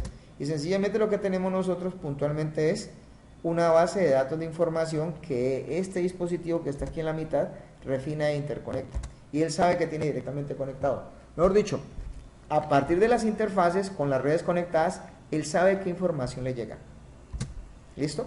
Aquí, por ejemplo, tenemos ya un poquito de más extensión con las cosas. Esto se va a venir complicando cada vez más. Bueno, se va volviendo más complejo. La idea es que ustedes le quiten la complejidad a esto. Por ejemplo, como pueden apreciar, ¿cierto? Así a vuelo de pájaro, cada enrutador conecta 3 redes, ¿cierto? Así no más. ¿Cuáles serían el número de redes que puntualmente de forma final debería aprender cada uno? Entonces, contemos. Entonces, si yo aquí tengo 3 redes, aquí yo tengo 3, 4, 5, 6, 7. Quiere decir que si cada enrutador converge, cada uno de ellos tiene que conocer 3 redes directamente conectadas y 4 indirectamente aprendidas, en este caso. Pues lo que supuestamente va a pasar, aquí por ejemplo vamos a pasar un paquete de una tabla a otra, de una red a otra. Aquí por ejemplo lo estamos pasando, supuestamente este va de la 11.002 y va para la 16.002. Entonces va a buscar una de estas redes, entonces miremos a ver por dónde lo manda. Entonces por ejemplo busca aquí dónde están asociadas esas interfaces y comienza a enviarlo puntualmente hasta que él recorre toda la red en este caso y entrega el paquete. Bueno, eso es normalmente lo que vamos a hacer. Ahora, hay que entender dos cosas, ¿no? También, perdón, otra cosa adicional acerca de los procedimientos de enrutamiento, y es que hay procedimientos de enrutamiento de gateway interior y de gateway exterior. ¿Qué diferencia existen entre ellos dos? Ojo con esta parte. Esto que están viendo ustedes acá son dos nubes de interconexión. Así de sencillo, ¿cierto? Entonces un procedimiento de enrutamiento tipo IGP se ejecuta aquí. Y un procedimiento de enrutamiento EGP se ejecuta aquí. Entonces, prácticamente uno puede decir que el único EGP que existe se llama el protocolo BGP, que es el protocolo primario del Internet. Que es el protocolo que supuestamente se usa para interconectar a nivel de Internet todos los sistemas autónomos. El resto son procedimientos de routing tipo IGP. Por ejemplo, ¿cuáles tenemos? Todos estos. ¿Ya? O sea, nosotros acá, todo lo que se denomina para Internetwork y para hacer trabajo interno en la red, entre las redes, con las redes dentro de un sistema autónomo, se usa un protocolo tipo IGP. Para interconectar dos sistemas autónomos se usan protocolos tipo BGP, o sea, usar BGP es lo más adecuado. ¿Listo? Bueno, entonces aquí tienen ustedes los IGPs como ejemplos de esto, y el protocolo que solamente se usa para interconectar los sistemas autónomos que se denomina BGP. Es el único que hay, no hay más. Es el protocolo, como se menciona allí, es el protocolo de enrutamiento exterior primario de la Internet. Eso les quede claro. Entonces aquí tienen ustedes otra comparativa, lo que son los algoritmos vector distancia y estado del enlace. En otras palabras, pues los algoritmos vector distancia tienen la necesidad de, por ejemplo, a ver, vamos a hablarlo de esta manera. Como es una red, en los vector distancia de dispositivos entre sí relacionados como todos iguales, entonces ellos tienen la necesidad de pasarse toda la tabla de enrutamiento de unos a otros. O sea, cada uno de ellos se pasa todo lo que conoce. Mientras que acá no. Acá sencillamente hay actualizaciones cuando solo hay cambios en la red, y precisamente este tipo de dispositivos que ejecutan estos tipos de procedimientos tienen un poco más compleja la forma de estructurarse en su trabajo, pero son, digamos que desde ese punto de vista, de más rápida convergencia. Más rápida convergencia, ¿qué quiere decir? Que termina sabiendo lo mismo que todos. Entonces, tiene más velocidad de convergencia un procedimiento de estado del enlace como OSPF que un procedimiento como RIP. O sea, tiene una base de datos topológica ejecutando un algoritmo tipo SPF, tiene una estructura de tipo árbol de cálculo de rutas y tiene una tabla de enrutamiento. O sea, tiene 4 cosas precisamente para poder considerar su trabajo. En cambio acá no, es mucho más simple. Bueno, aquí tienen protocolos de enrutamiento al piso como para, digamos, digamos que no es que haya muchos. Digamos que nosotros aquí en el curso vamos a manejar que estoy aquí señalando y si tenemos suerte podemos usar porque los demás son, digamos que este ya no, salió de funcionamiento, se puede aprender en este caso, pero es de carácter de estándares cerrados, es de Cisco, ¿no? Ya no se usa. Y pues también se puede usar. Lo que pasa es que pues para usar a OSP, si yo estoy usando OSPF, pues me quedo con OSPF, pues para qué usar ICE. Bueno, hay otra cosa que también es importante, ¿no? Entender, y es que así como les he mencionado que existen protocolos de enrutamiento y enrutados, ¿cierto? Existe una cosa que se llama el enrutamiento multiprotocolar, pero el enrutamiento multiprotocolar se va a dar solamente cuando tengamos múltiples protocolos enrutados. Por ejemplo, aquí ¿cuántos tenemos? 4, ¿cierto?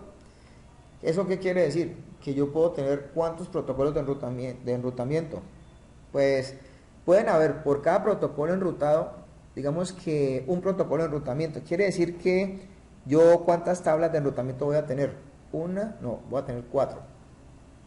porque voy a tener precisamente por cada dispositivo, ojo con esta parte, aunque pues esto no se hace hoy en día, pero hoy en día pues digamos que yo puedo, me interesa es las tablas de enrutamiento o la tabla de enrutamiento porque pues nadie hoy en día va a montar una red, por ejemplo Novell, otra Apple y otra Digital y al mismo tiempo una IP, no, eso ya no se ve, pero es de las posibilidades que existían antes.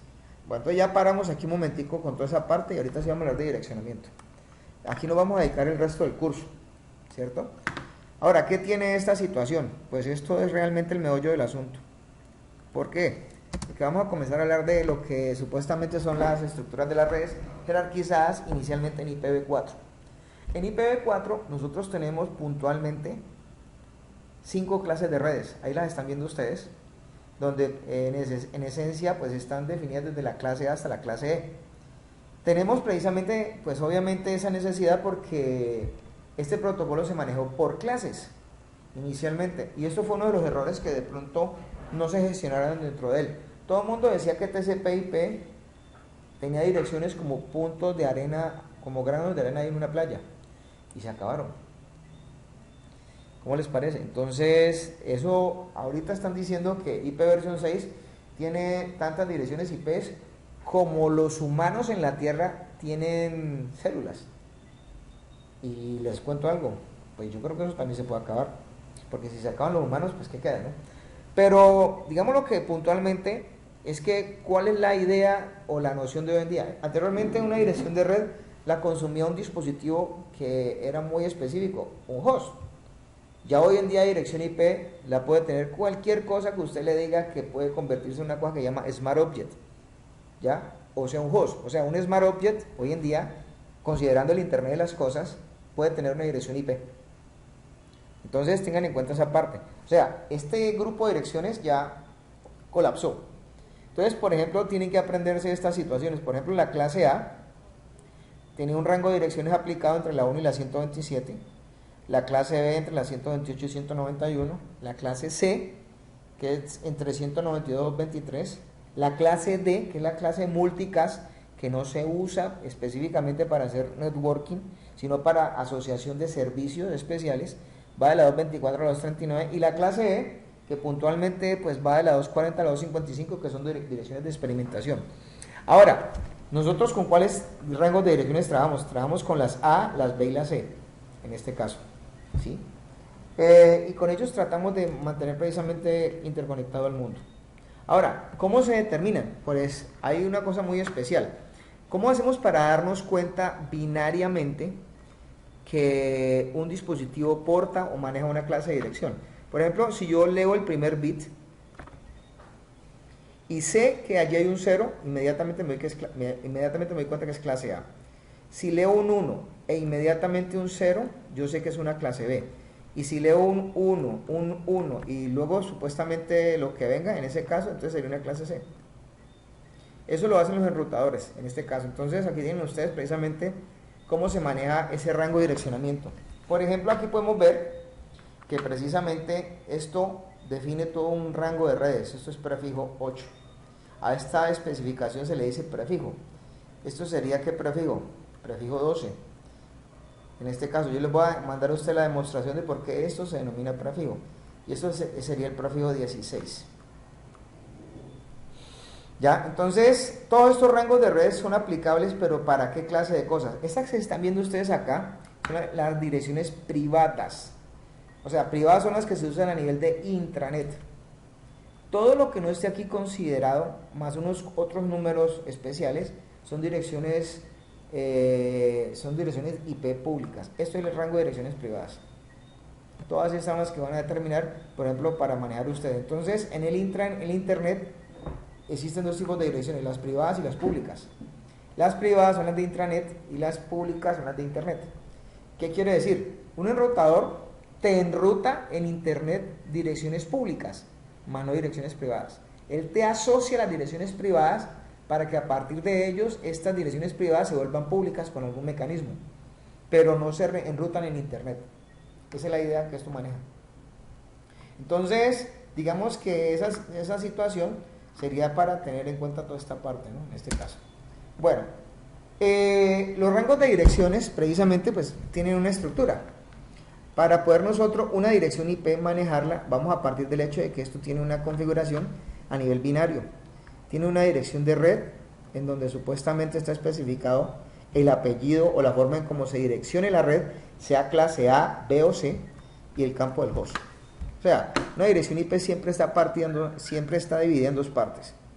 Pero, digamos que a nosotros como rápidamente nos toca entender rápido este concepto, cuando comenzaron a salir estas cosas, existía que cuando se manejaban las redes completas, se manejaba un concepto que se denomina el concepto de direccionamiento con clase.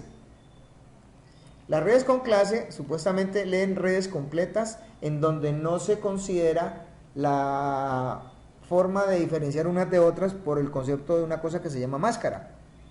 En cambio, ya en ese caso, pues digamos que esas en las redes con clase. En las redes sin clase sí se hace necesario especificar el concepto de la máscara, ¿ya? Ahora, ¿por qué hablo de esta situación?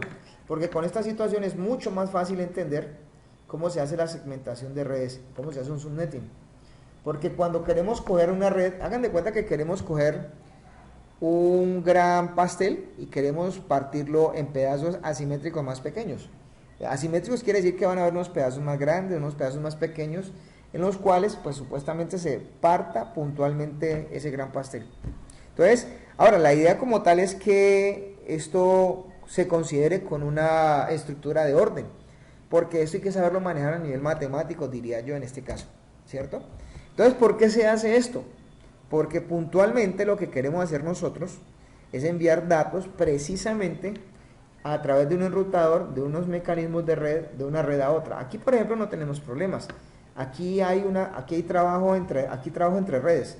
¿Ya? En este caso, el enrutador conecta estas direcciones de acá con estas direcciones de acá. No hay routing, ¿cierto? Entonces, aquí probablemente más bien hay un trabajo de asociación de capa 2 y otro de capa 3. En este caso, ¿sí? Ya cuando puntualmente, desde ese punto de vista, queremos pasar de un lado a otro, por ejemplo, aquí estamos haciendo ese envío de paquetes convencionales. Este genera información que la recibe este dispositivo de acá, este la analiza aquí y obviamente la coloca en este puerto para que luego supuestamente se le envíe a este. ¿Ya? Ahora, ¿cómo se hace ese trabajo? Pues recuerden que aquí hay un direccionamiento de enlace de datos hasta aquí. Luego él analiza ese trabajo y lo coloca otra vez acá y luego aquí hay otro trabajo de direccionamiento de enlace de datos. Ya, puntualmente hablando. Entonces, fíjense que ya en este tipo de ambiente ya la cosa cambia.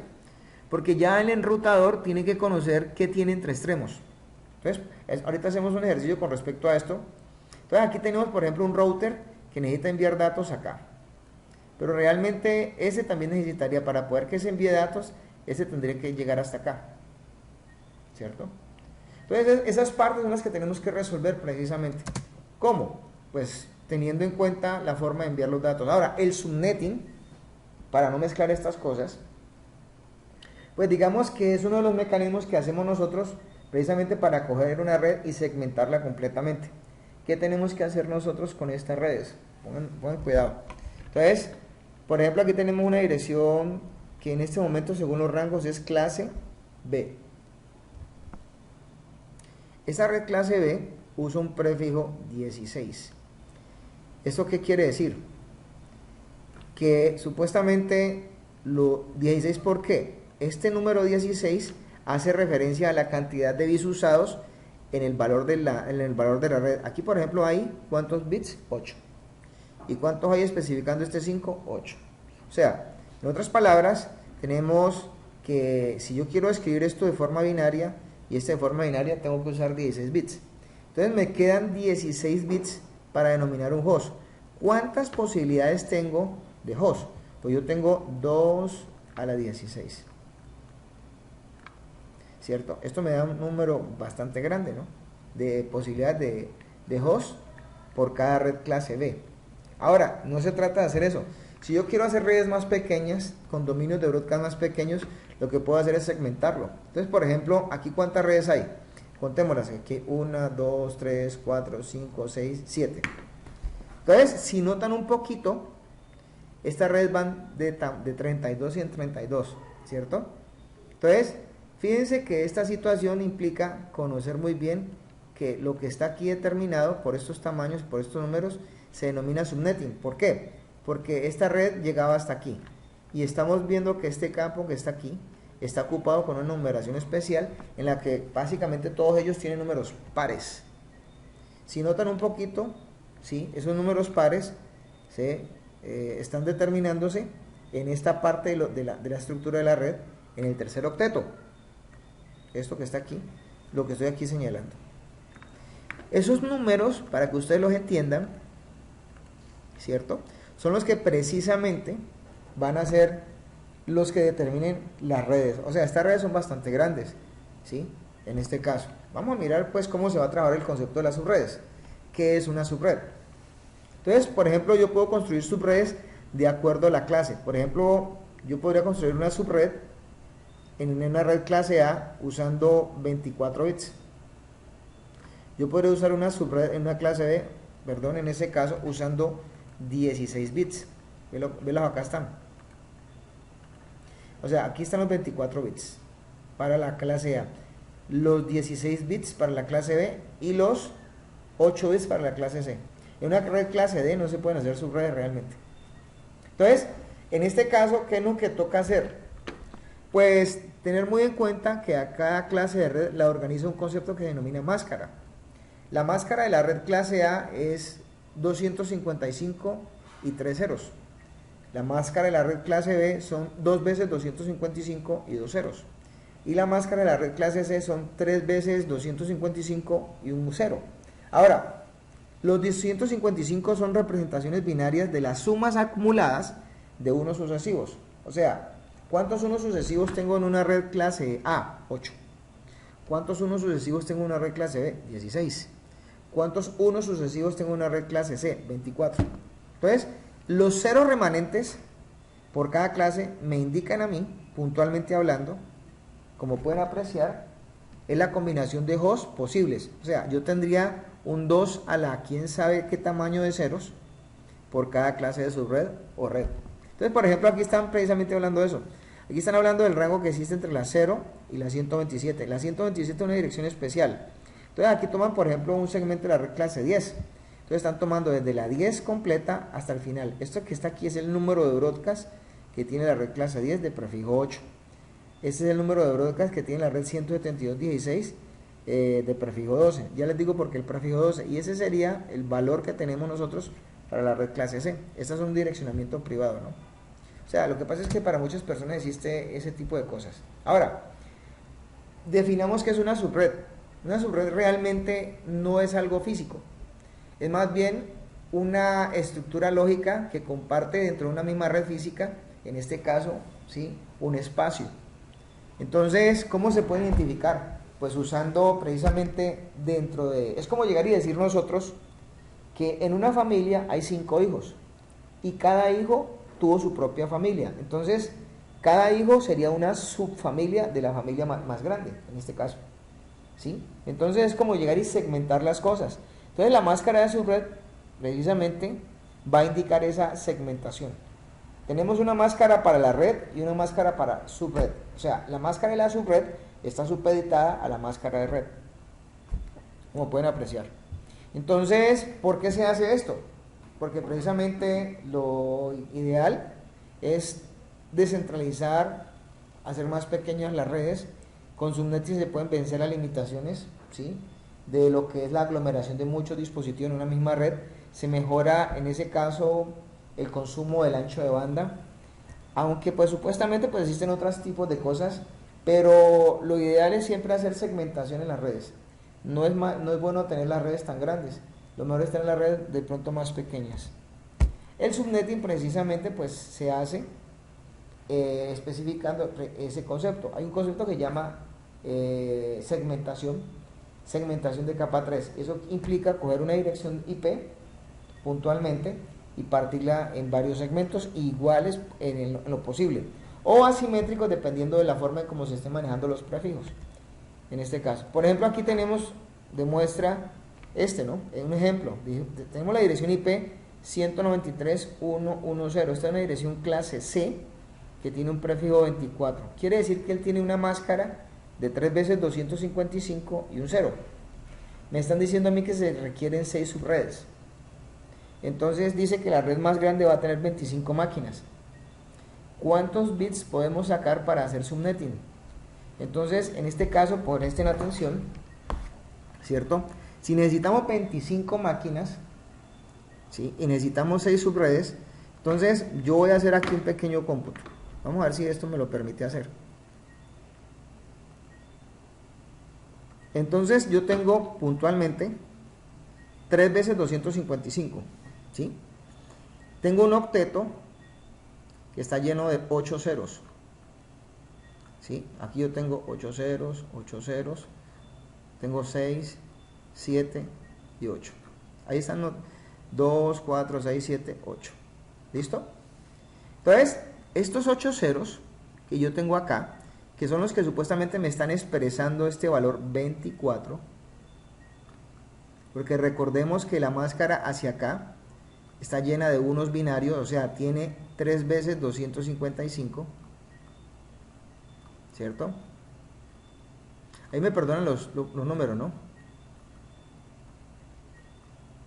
¿Cierto? Este valor es el que está acá, ¿sí? Entonces, este es el punto de la clase. Entonces necesito sacar 6 subredes. Entonces voy a hablar de las combinaciones que me permiten a mí sacar esto. Entonces yo quiero completar estos 3 números de aquí con 3 unos. 1, 1 y 1. Y esto que me queda remanente acá, ¿cierto? Son los ceros. Entonces, mientras por aquí yo tengo en los unos una combinación de 2 a la 3, ¿cierto? En los ceros tengo una combinación de 2 a la 5 menos 2, ¿cierto? Entonces esta es la cantidad de hosts que voy a tener en esos segmentos. Entonces me están pidiendo a mí que puntualmente las redes tengan 25 máquinas. ¿Este criterio se cumple? Digamos que sí. Yo tengo 2 a la 5 menos 2 y me da, ¿cuánto? 30. ¿Cuántas supuestamente redes tengo con 2 a la 3? Tengo 8. ¿Me cumple con el criterio? Sí. Entonces quiere decir que yo ya puedo determinar eso. Entonces, la red 193, 1, 1, 0, va a cambiar ya no al prefijo 24, sino al prefijo 27. ¿Eso qué quiere decir? Que él tomó los 24 unos de acá y le sumó 3 más, que es este 27 que está aquí. Eso implica que yo con esto puedo hacer una segmentación. Esta es la máscara 27. O sea, en otras palabras, ¿cómo se escribe la máscara 27? Ya no va a ser 255 3 veces y un 0, sino que va a ser 250, voy a escribirla aquí, 255, me perdonarán, ¿no? 3 veces 255, lastimosamente, esto es un poquito feito. O sea, hasta aquí está precisamente lo que estamos explicando. Ojo que esto ya es cálculo de redes. ¿Qué implica este? Implica el valor 224. 224. ¿Por qué es 224? Pongan cuidado. Si ustedes de pronto han hecho cálculos matemáticos, entonces nosotros tenemos, para los valores binarios, aquí tenemos 2 a la 0, 2 a la 1, 2 a la 2, 2 a la 3, 2 a la 4, 2 a la 5, 2 a la 6 y 2 a la 7, ¿sí o no? 2 a la 7 tiene un 1, o sea, tengo 128. 2 a la 6 tiene un 1, 128 más 2 a la 6, que es 64. ¿Cuánto da? 192. Y 2 a la 5 más 192 me da 224. O sea, esa es la nueva máscara. Esto implica esto. O sea, quiere decir que yo tengo ¿cuántas redes? Pues yo tengo en este caso, por la segmentación que hice, 8 redes. La 0, la 32, la 64, la 96, la 128, la 160, perdonan el número, la 192 y la 224. Entonces, ¿cuántas redes son? 1, 2, 3, 4, 5, 6, 7, 8 redes. Entonces ahí están las 8 redes que yo construí precisamente con esta segmentación. Hay muchos más ejercicios, les cuento. O sea, yo por cada una de estas subredes voy a tener en este caso 30 hosts útiles. Recuerden una cosa, ¿no? Ni el primer número de la red, sí en este caso, ni el último lo puedo usar. O sea, hay un número que se llama el número de la subred o el número de la red. Y hay otro que se llama el número de broadcast. ¿Cuál es el número de broadcast de la primera subred? El valor del número de broadcast de la primera subred es 31. ¿Cuál es el número de broadcast que está aquí? 63. ¿Cuál es el número de broadcast que está aquí? 95. ¿Cuál es el número de broadcast que está aquí? 127. ¿Cuál es el número de broadcast que está aquí? 159. El número de broadcast que está acá, 191. Y el número de broadcast que está acá, 223. O sea, usted puede usar cualquier número que sea diferente del valor de la subred, que es el 0, por ejemplo en este caso, hasta el 30. Puede usar un valor diferente desde el 33, perdón, hasta el 62. Porque este es el valor de la subred, este es el valor del broadcast. Esto que está aquí es el valor de la subred 64, o sea, puedo usar el 65 hasta el 94. Puedo usar el 97 hasta el 126, el 129 hasta el 158, el 161 hasta el 190 y el 194 hasta el 222. Y desde el 224, ojo con esto, porque el último valor de red aquí es el 255, que es el último broadcast, ¿cierto? Entonces usted puede usar el que está antes, o sea, el 254, de los 224 al 254. Con eso cumple precisamente con el ejercicio. En este momentico les voy a mostrar a ustedes, me voy a salir de la aplicación, en este caso, y les voy a mostrar el mismo ejemplo, cómo lo resuelvo yo. Aunque no debería hacerlo, hola. ¿Por qué? Porque supuestamente esto es dañarles a ustedes la cabeza. Pero lo voy a hacer porque pues precisamente estamos tratando de resolver este problema. Miren esta cosa, ¿no? Hay una calculadora IP. No se vayan a acostumbrar a esto. Ojo con esto.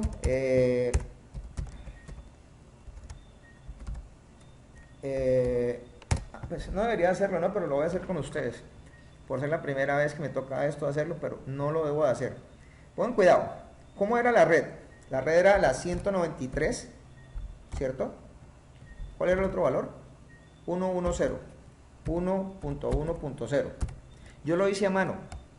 Entonces aquí le voy a colocar el prefijo 24. ¿Cuántos segmentos necesito? Me dijeron que necesitaba 6 redes. Digamos que yo voy a colocar 8 porque es que me da para eso. Entonces, ¿de qué tamaño la necesito? La necesito de tamaño 30 todas, porque no las puedo colocar de 32. ¿Listo? Entonces, ¿por qué 32 es el número máximo de cada segmento?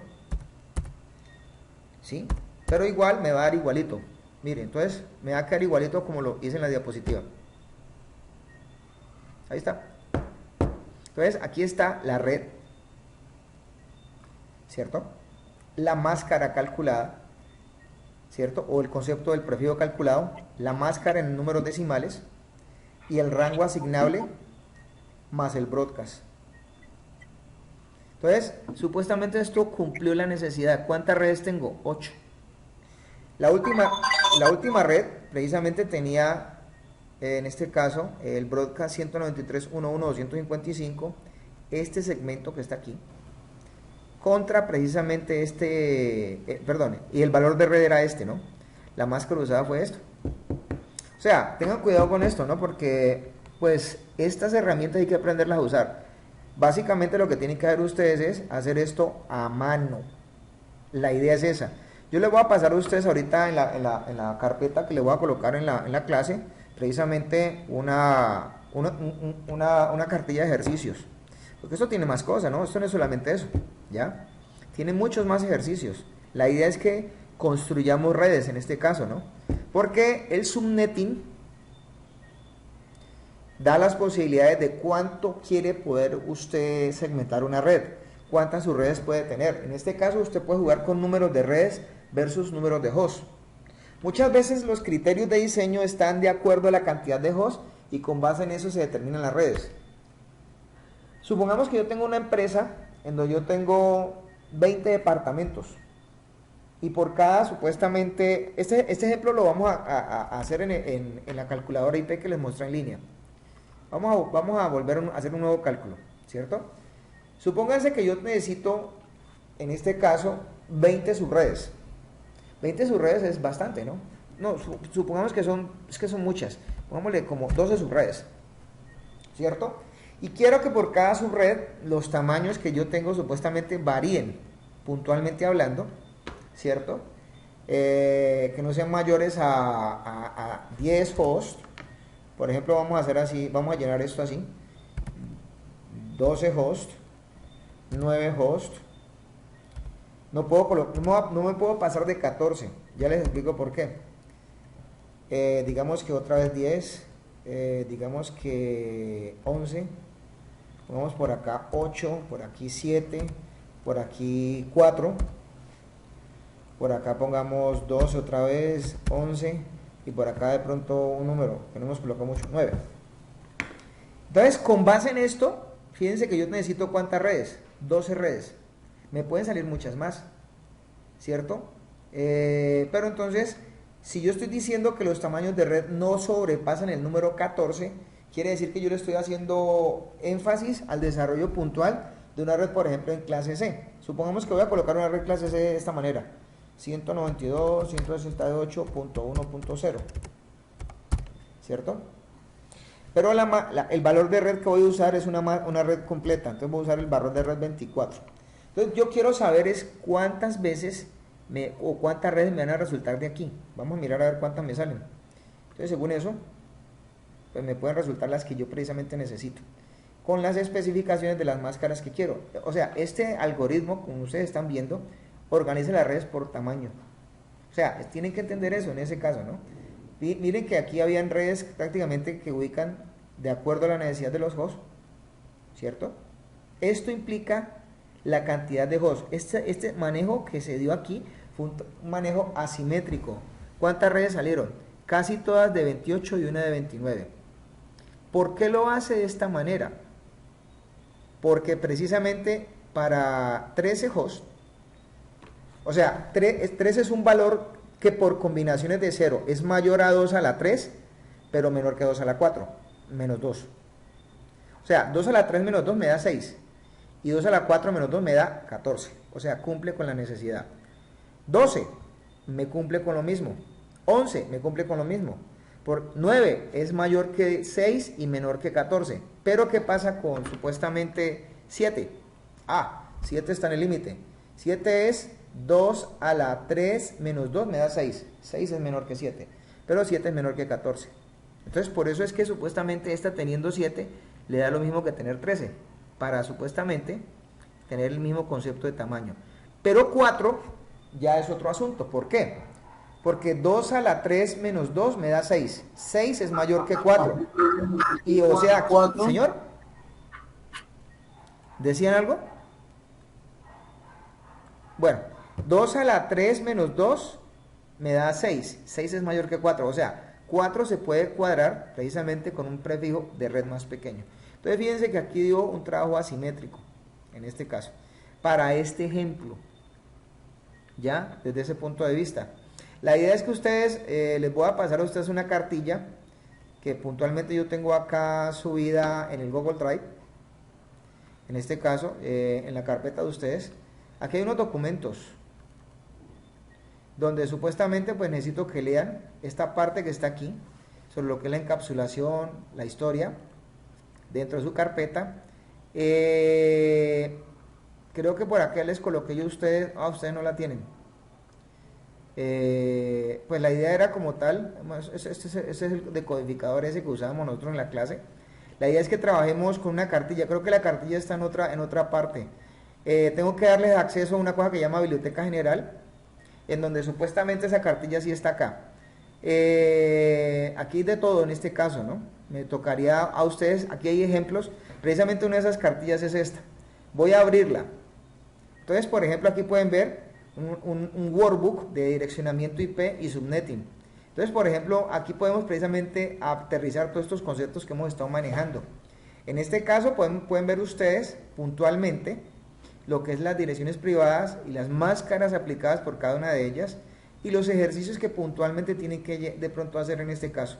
Esto es una cartilla bastante, digamos, como útil en la forma de pronto entender cómo funcionan las redes y cómo se va a hacer el direccionamiento en este caso, ¿ya?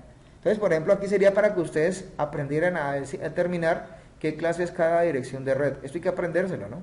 ¿Sí?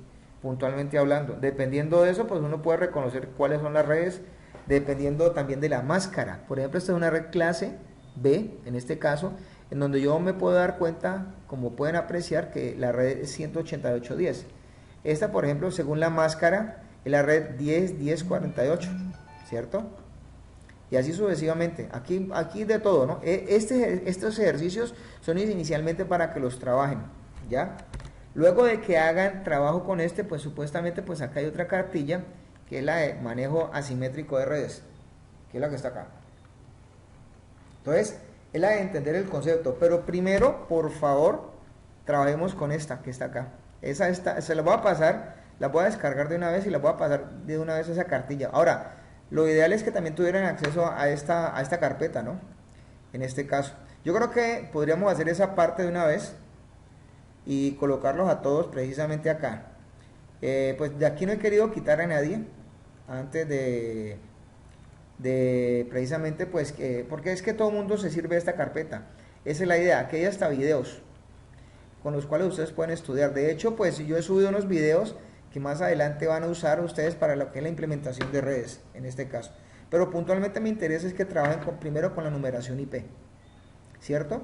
Entonces, pues la idea es que el subnetting inicialmente pues nos llenemos de ejercicios. Entonces, ¿qué es lo que inicialmente tienen que hacer ustedes? Determinar de una dirección IP para qué sirve su máscara. Por ejemplo, esta es una redirección IP clase B, 130.532.5.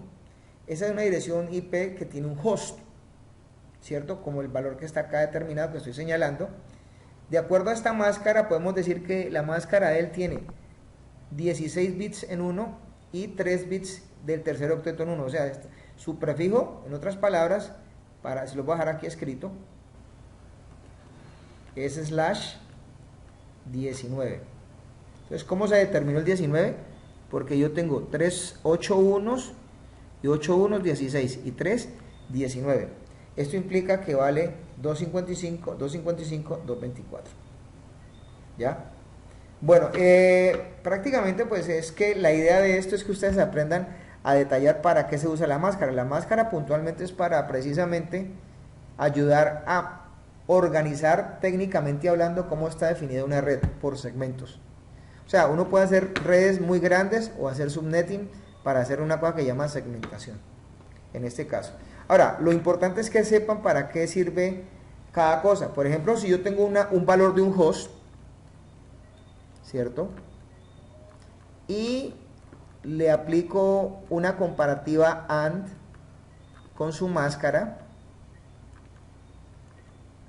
Entonces, ¿qué estoy haciendo?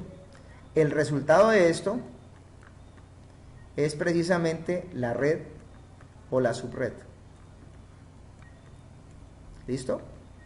Entonces, cuando yo hago una operación AND entre un valor de host y un valor y su máscara, puntualmente hablando, estoy identificando precisamente, como pueden apreciar, a qué subred o qué red pertenece un host.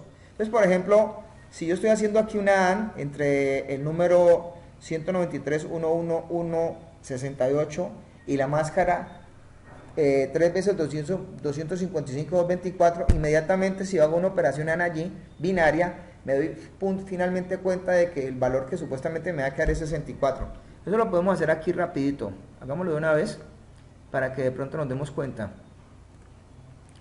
Entonces, por ejemplo, voy a escribir el último octeto. El último octeto de esto vale 1, 1, 1, 0, 0, 0, 0, 0. Eso vale 224. ¿Cómo se escribe 68? 68 se escribe 64 y 4 más. Entonces, ¿dónde está? 2 a la 0, 2 a la 1, 2 a la 2. Aquí está el otro 4, el otro 1 binario. El resto lo lleno con ceros. Entonces, si ustedes hacen una operación AND entre estos valores, tracemos una rayita aquí, ahí me perdonan pues el marcador. Si hago una operación AND con esto, ¿cuánto me da una AND de esto con esto? Me da 0. ¿Cuánto me da una AND de esto con esto? Me da 1. Esto me da 0, 0, 0, 0, 0, 0. O sea, este es 2 a la 0, a la 1, a la 2, a la 3, a la 4, a la 5, a la 6. 2 a la 6 equivale a 64. Este 64 es este. Quiere decir que este host pertenece a la red 64. ¿Sí entendieron el procedimiento? Y eso todo el tiempo, ese cálculo lo hace un enrutador. Todo el tiempo. Entonces, ¿cómo hacen los enrutadores para darse cuenta? Para considerar que hay una subred. Precisamente lo que tienen que hacer es leer los números de host, usar el valor de la máscara y desde ese punto de vista asociarlos. Por ejemplo, aquí hay un pequeño problema de subredes. Ese pequeño problema de subredes tiene una necesidad de ¿cuántas redes? De 3 redes. Una de 30, una de 28 y una de 15. Entonces, rápidamente, ¿cómo se resuelve este problema? Aquí está resuelto, precisamente, en este caso.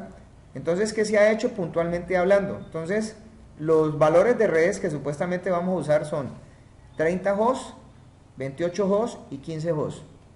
Entonces, yo puedo hacer el ejercicio aquí y decirles de una vez, bueno, yo tengo, según esto, un prefijo puntualmente para esta red de acá, slash 27. Para esta red de acá, slash 27. Pero para esta red de acá, tengo un prefijo 28. ¿Por qué cambia la cosa? ¿Por qué? Perdón. Ah, no, estoy equivocado. Qué pena. Vamos a borrar una cosa. ¿Yo por qué no puedo usar aquí un prefijo 28? Piensen en lo siguiente. ¿Qué valor es este? 15, ¿cierto?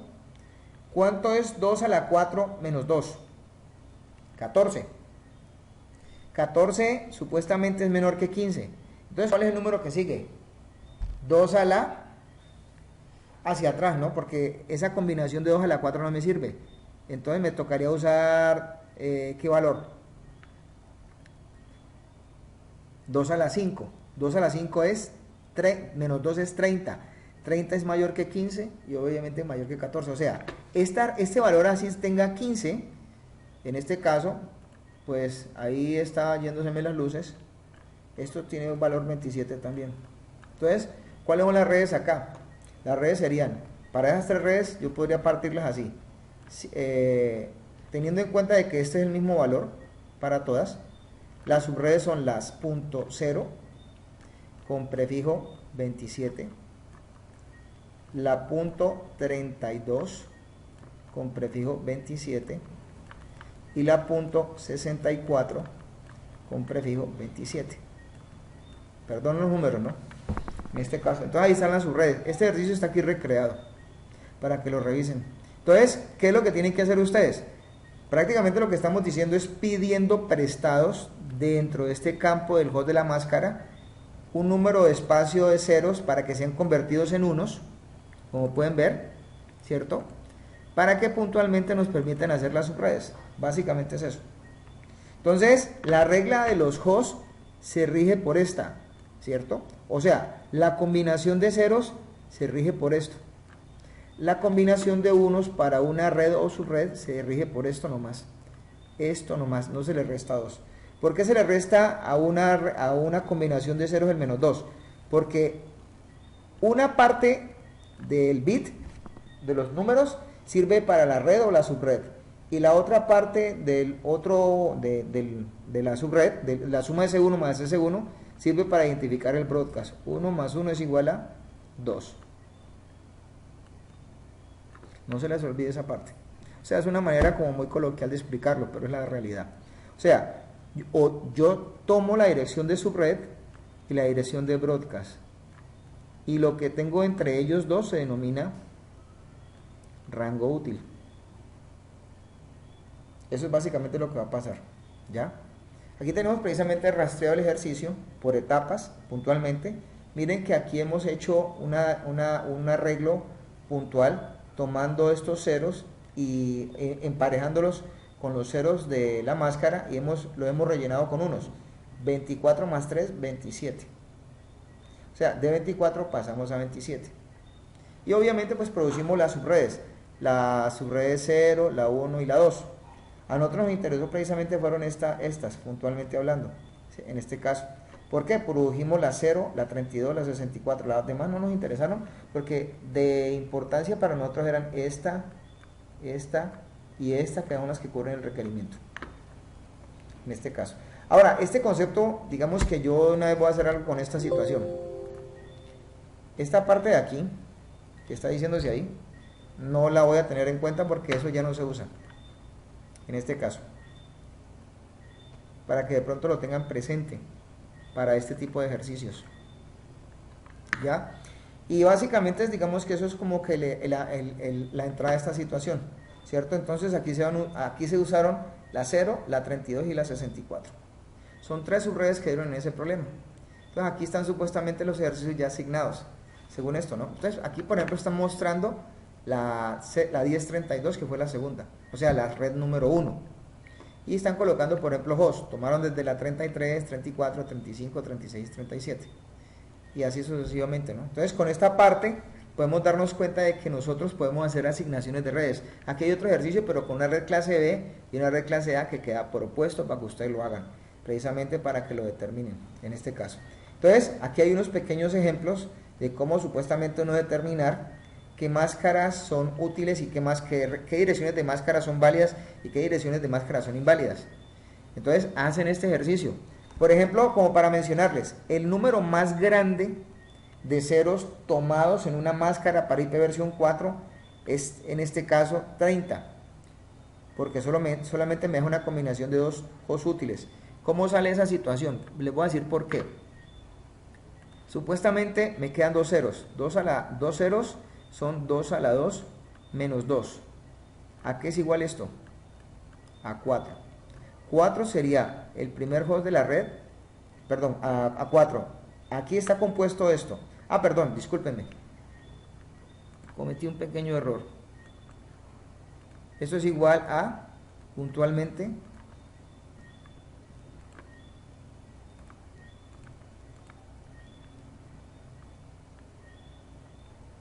eso es igual a 2. ¿Por qué? Ese sería el primer host y aquí estaría el segundo host. Son 2 nomás. El número 0, por decirlo así, o los otros valores equivalen a la red.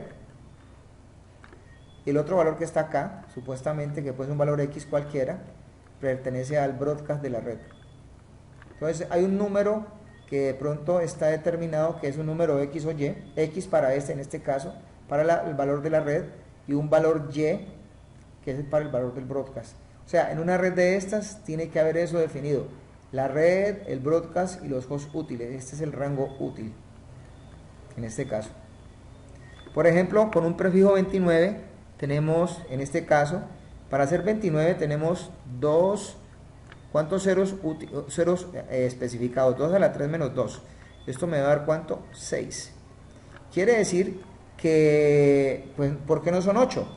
Porque este número me está determinando que una parte de él es la red y la otra parte de él es el broadcast. O sea, esto en suma me tiene que dar igual a 8. Son 6 más 1, 7 y 1, 8. ¿Ya? Entonces ese tipo de cálculos hay que mirarlos. Entonces realicen este ejercicio de verificar cuáles son las máscaras útiles, en este caso, las que se pueden usar, ¿cierto? Y acá, puntualmente hablando, ¿cierto? ¿Cuáles son los valores de subredes que de pronto se ajustan? Háganme este ejercicio, háganme en estas segmentaciones completas de esta parte de las diapositivas. Yo no sé, pues, obviamente, pues, esta es la primera parte de esto. No se les olvide, jovencitos, pues, tomar en cuenta estos ejercicios. Voy a mirarlos de nuevo, en este caso. No voy a parar todavía la clase. Es un poquito dispendioso, esto es largo, ¿no? Para todos los que supuestamente, pues, están ahí pegados. Qué pena con ustedes, pero, pues, la idea es que esto les dé a ustedes inicialmente la idea de entrar a este tipo de cálculos. Mucho cuidado con esto, ¿no? Mucho cuidado con esta parte, porque pues eso como les puede ayudar, como de pronto los hunde. Tengan cuidado, yo les explico más adelante cómo vamos a hacer con esta situación, desde ese punto de vista. Les voy a subir, vamos a hacer lo siguiente de una vez antes de que se vayan. Voy a darles acceso a esta carpeta biblioteca, ¿no? De una vez. Voy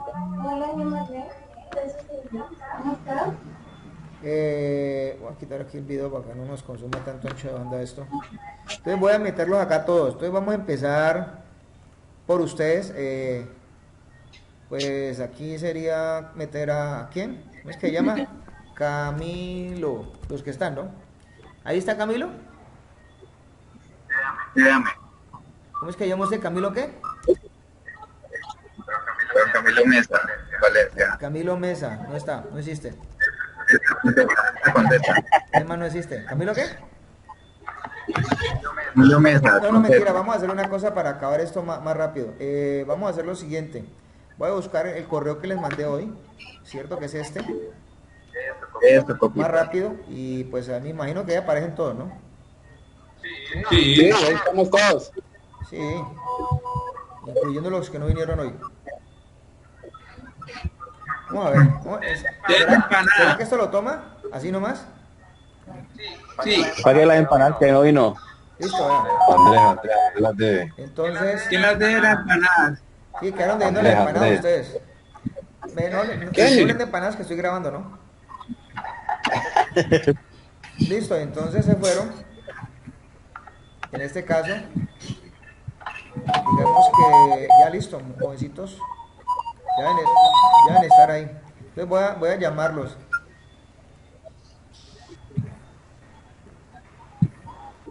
Pues esto está para que accedan a esos recursos y revisan la clase, ¿no? Que está precisamente en la carpeta que voy a montar. Voy a parar de una vez porque este video va a salir bastante largo, ¿no? Voy a pararlo ahí. Esa es la idea. Entonces la idea... Bueno, señor. ¿Cómo, perdón?